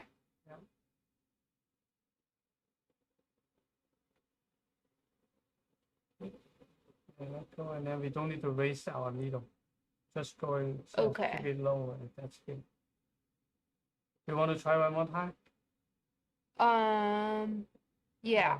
Yeah. Can I pull it through and try one more time?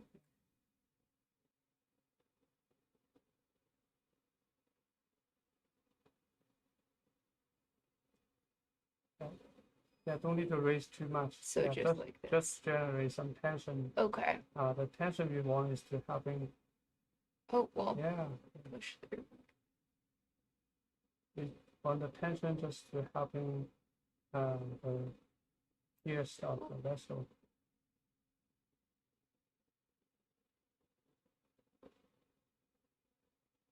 Yeah, nice. Now this one is perfect. Thank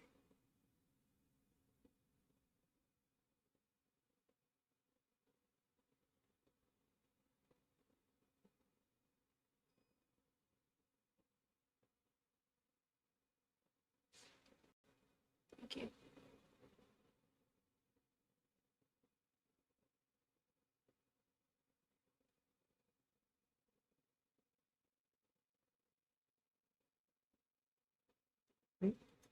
Good.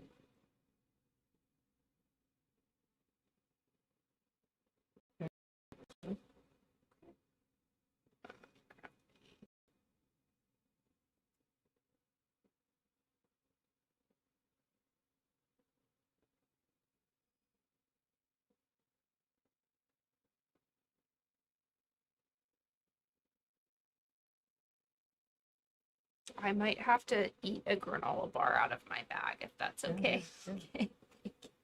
Sorry, I think I'm getting a little hypoglycemic. I'm sorry. No, no problem. No problem. Sorry to the YouTube viewers. I brought it just in case because I was worried something like this would happen. But I was excited to do micro, so I didn't eat. Yeah. Oh. Oh, I'm sorry.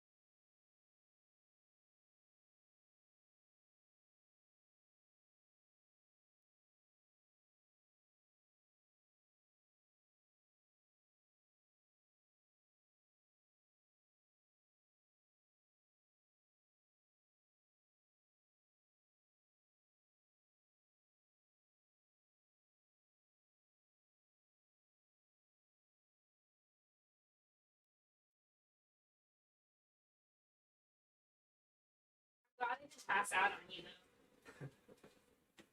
I need to call 911. At the first time, when I was very beginning of my residency, in one morning, there's an emergency, and then I need to repair a tendon of a young guy. Mm-hmm.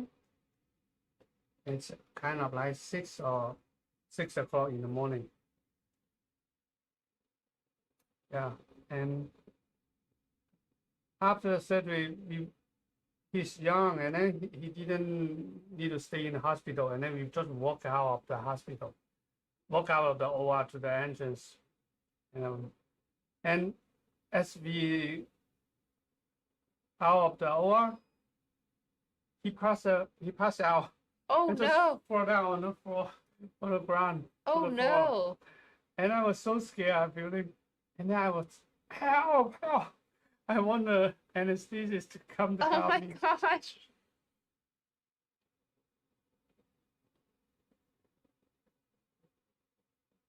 Yeah, but the anesthetist, he's so calm, he's a young, very young male, and the anesthetist, he has a lot of experience. Like put a patient down, wake them up. It's so easy for them. Yeah, they're like, oh, this person's just asleep. Yeah, and then he came out, and then feel the patient's pulse and breathe. It's all normal. Oh, And then after a few 1 minute, it will come. He's just too hungry. oh, He drink all oh, night and then get into a fight, and then oh yeah, man! got cut out of the finger by a bottle, the beer bottle, and Oh. then cut the tendon. Oh So my! after the whole night of So he didn't eat anything the whole night. yeah, so after the whole night of the crazy thing after surgery, and then she just feeling So just walked out and passed out. yeah. Man, I feel so hot, so scared. I would too. Yeah. You're like, what went wrong? Yeah. Fortunately, we just stepped out of the OR. Yeah. He didn't pass away. Oh gosh. Yeah. Terrifying.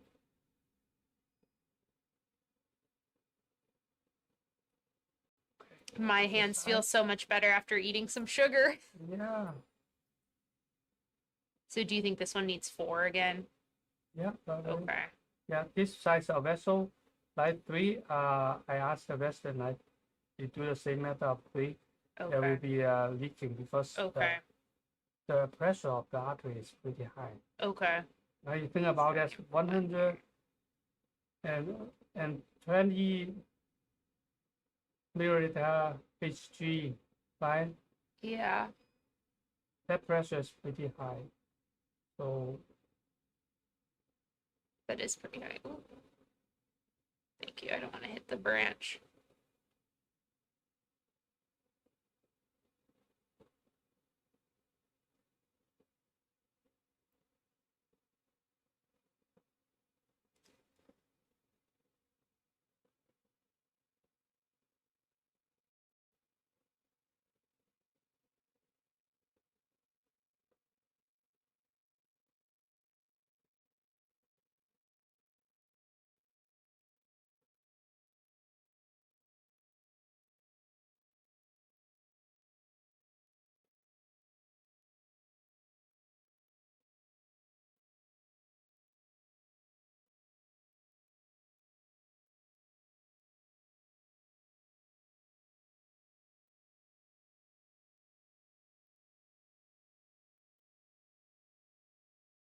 Just gonna have to do it regularly, I think.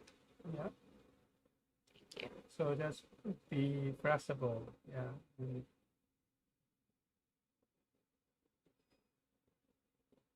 That's not always a right way or wrong way. It just depends on the situation.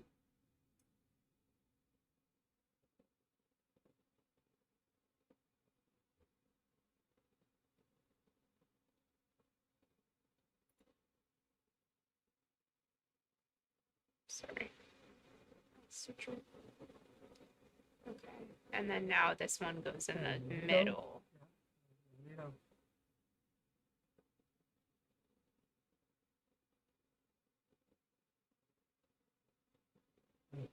So remember, press down, the needle press down, and then move forward. Okay. Yeah. And pick this one up instead of go to hook it up. And then after it goes through, then press it down. Yeah, nice. Now all you need to just move forward, press down, Okay. move forward.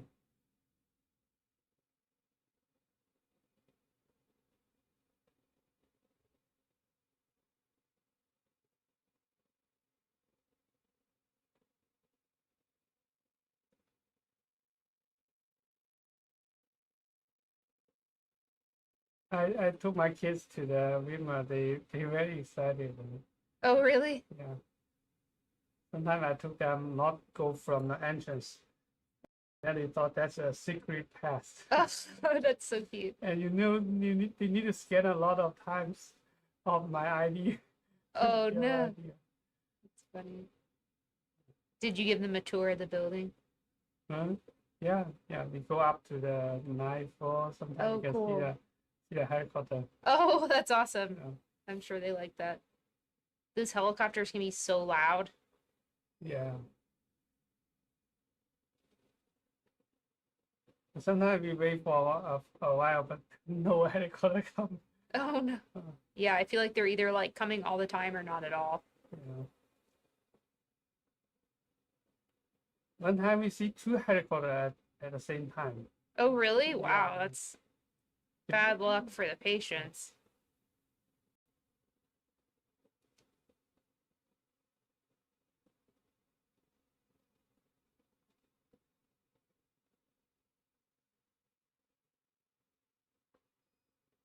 Comparing to the middle stitch, this stitch there's a higher risk of hitting the back wall Okay. because it's close to the ankle, right? Oh, okay. And now the front wall and back wall, this one is closer.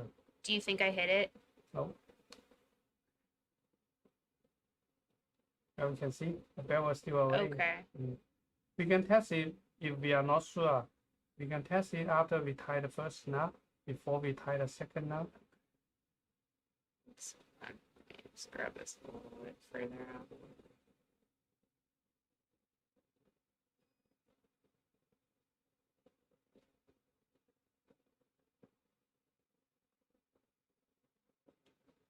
Now we So tie it that- down. Now we can expose the back wall, and then we can see. Oh, yeah, see it doesn't look away. like it is. Okay. Yeah, if it's not, we can kind of hold it a little bit and see if Okay. stay away. That's good. That means we didn't hit the back wall. Yay. I still hit the back wall.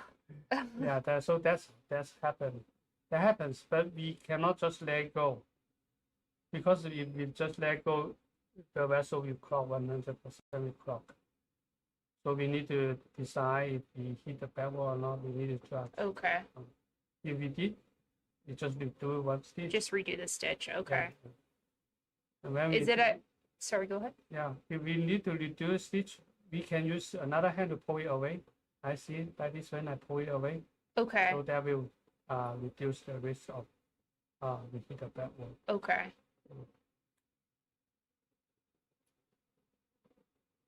Do you have a higher risk for like clot forming if you hit the back wall and have to redo it? Yeah, because that's the More reason we have damage. to redo it. Yeah, okay.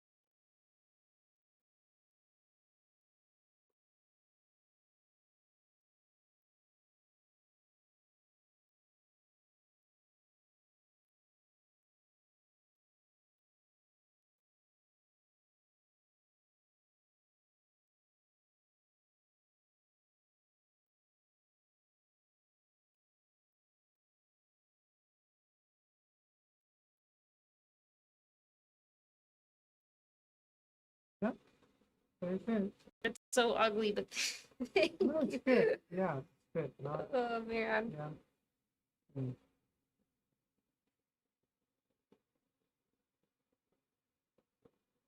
I promise next time I'll be less shaky. Yeah, take it easy. You know why I saw that? Take it easy. It's on a skiing place. You know Tidal Basin. You may not know that. Oh, I've heard of it. Where Uh, is that? It's in Mount Hub. That's a ski place. And a few years ago, my daughter was learning, and I was trying to pick up how to ski. And then after the lesson, my daughter said, "Dad, let's take the chairlift, go to the top." Oh no. Oh no. That never ends well. That's it. Very good.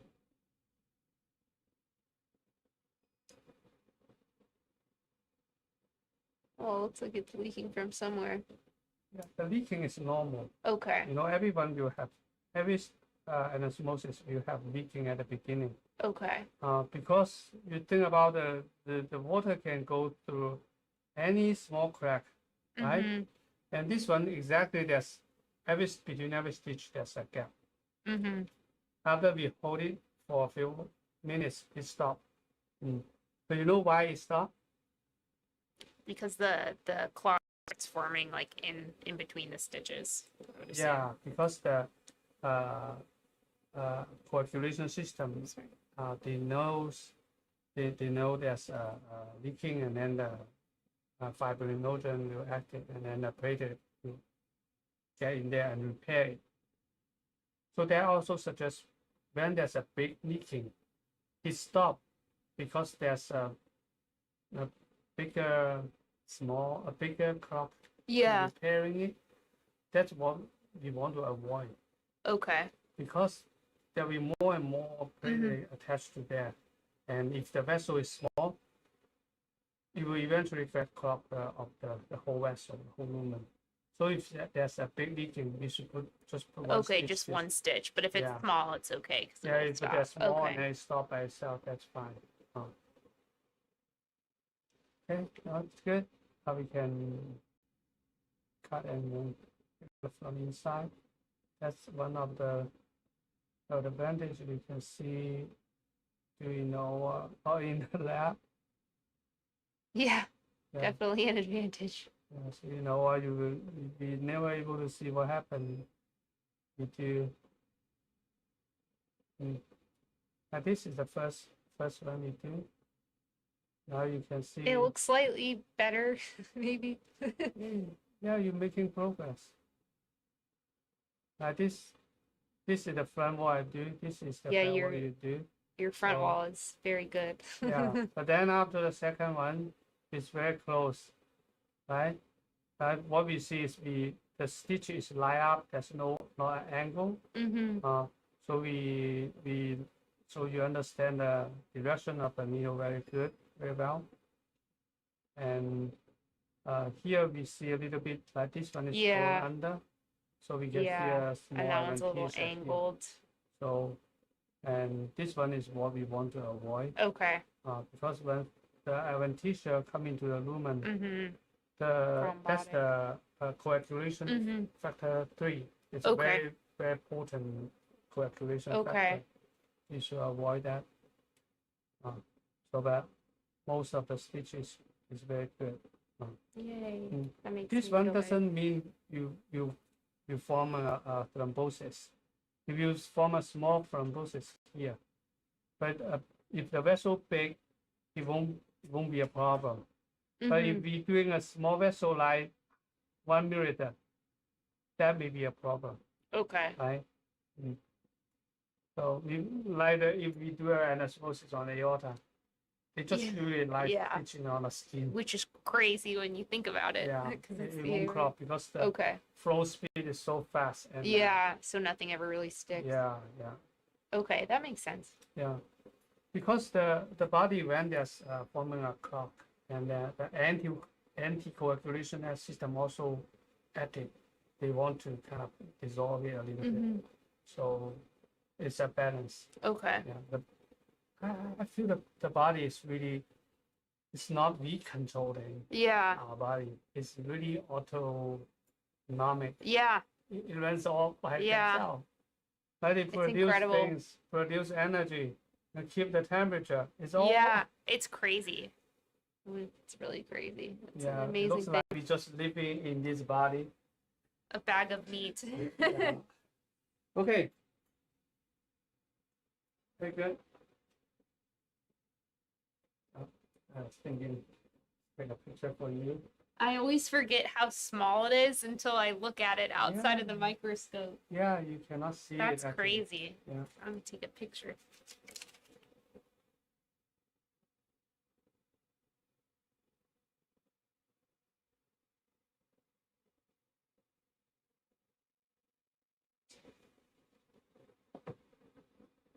Holding instrument. I have one glove off. Hold on. I'll take the other one off.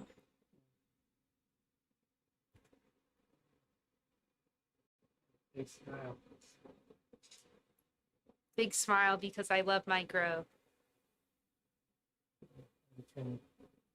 Here's the best spot to do selfie. I recently used it with there. Oh, this is great. Yeah. 3 seconds. Yeah. If we put it there, we need 10 seconds. Yeah.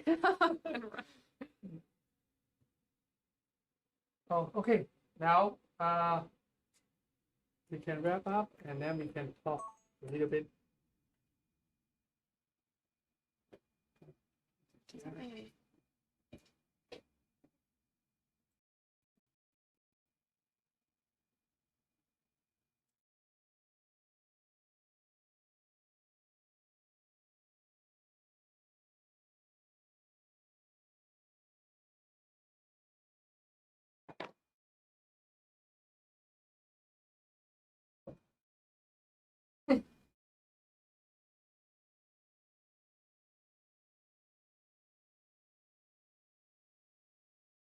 Yeah.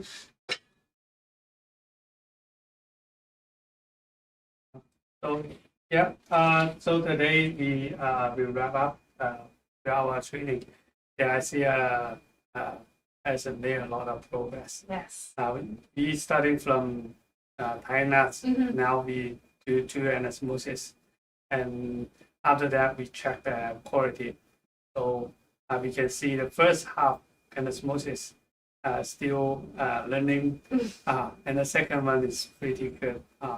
So most of the stitch is very good quality. You didn't see the ventage, and then the vessel line up very good. Mhm. The suture line up very good, and yeah.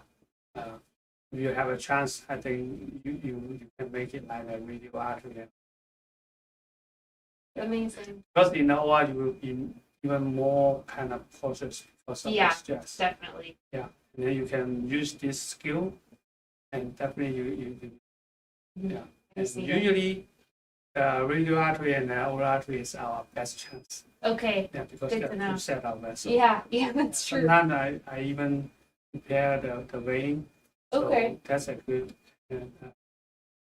opportunity to Yeah. practice. Well, hopefully I get that opportunity. Yeah. That'd be awesome. Yeah, so I want you kind of after this 2 hours, what do you think is very helpful from in doing the anastomosis during the teaching? I think just having that live feedback while I'm doing it of being like, oh, fix the way you're holding this, or try doing this. How about next time you try this? And then getting the opportunity to say, with those ones where we were holding the two ends up at 45 degrees, when you'd be like, how about we try that again? And then the second time I would get it, and I feel like it really reinforces it. And I think it's just helpful to practice it on what feels like a real vessel. It mimics what it'll be like in the operating room. So I think. Yeah. So this small skill at the beginning, I don't really know until I teach, and then I need to closely observe the residents.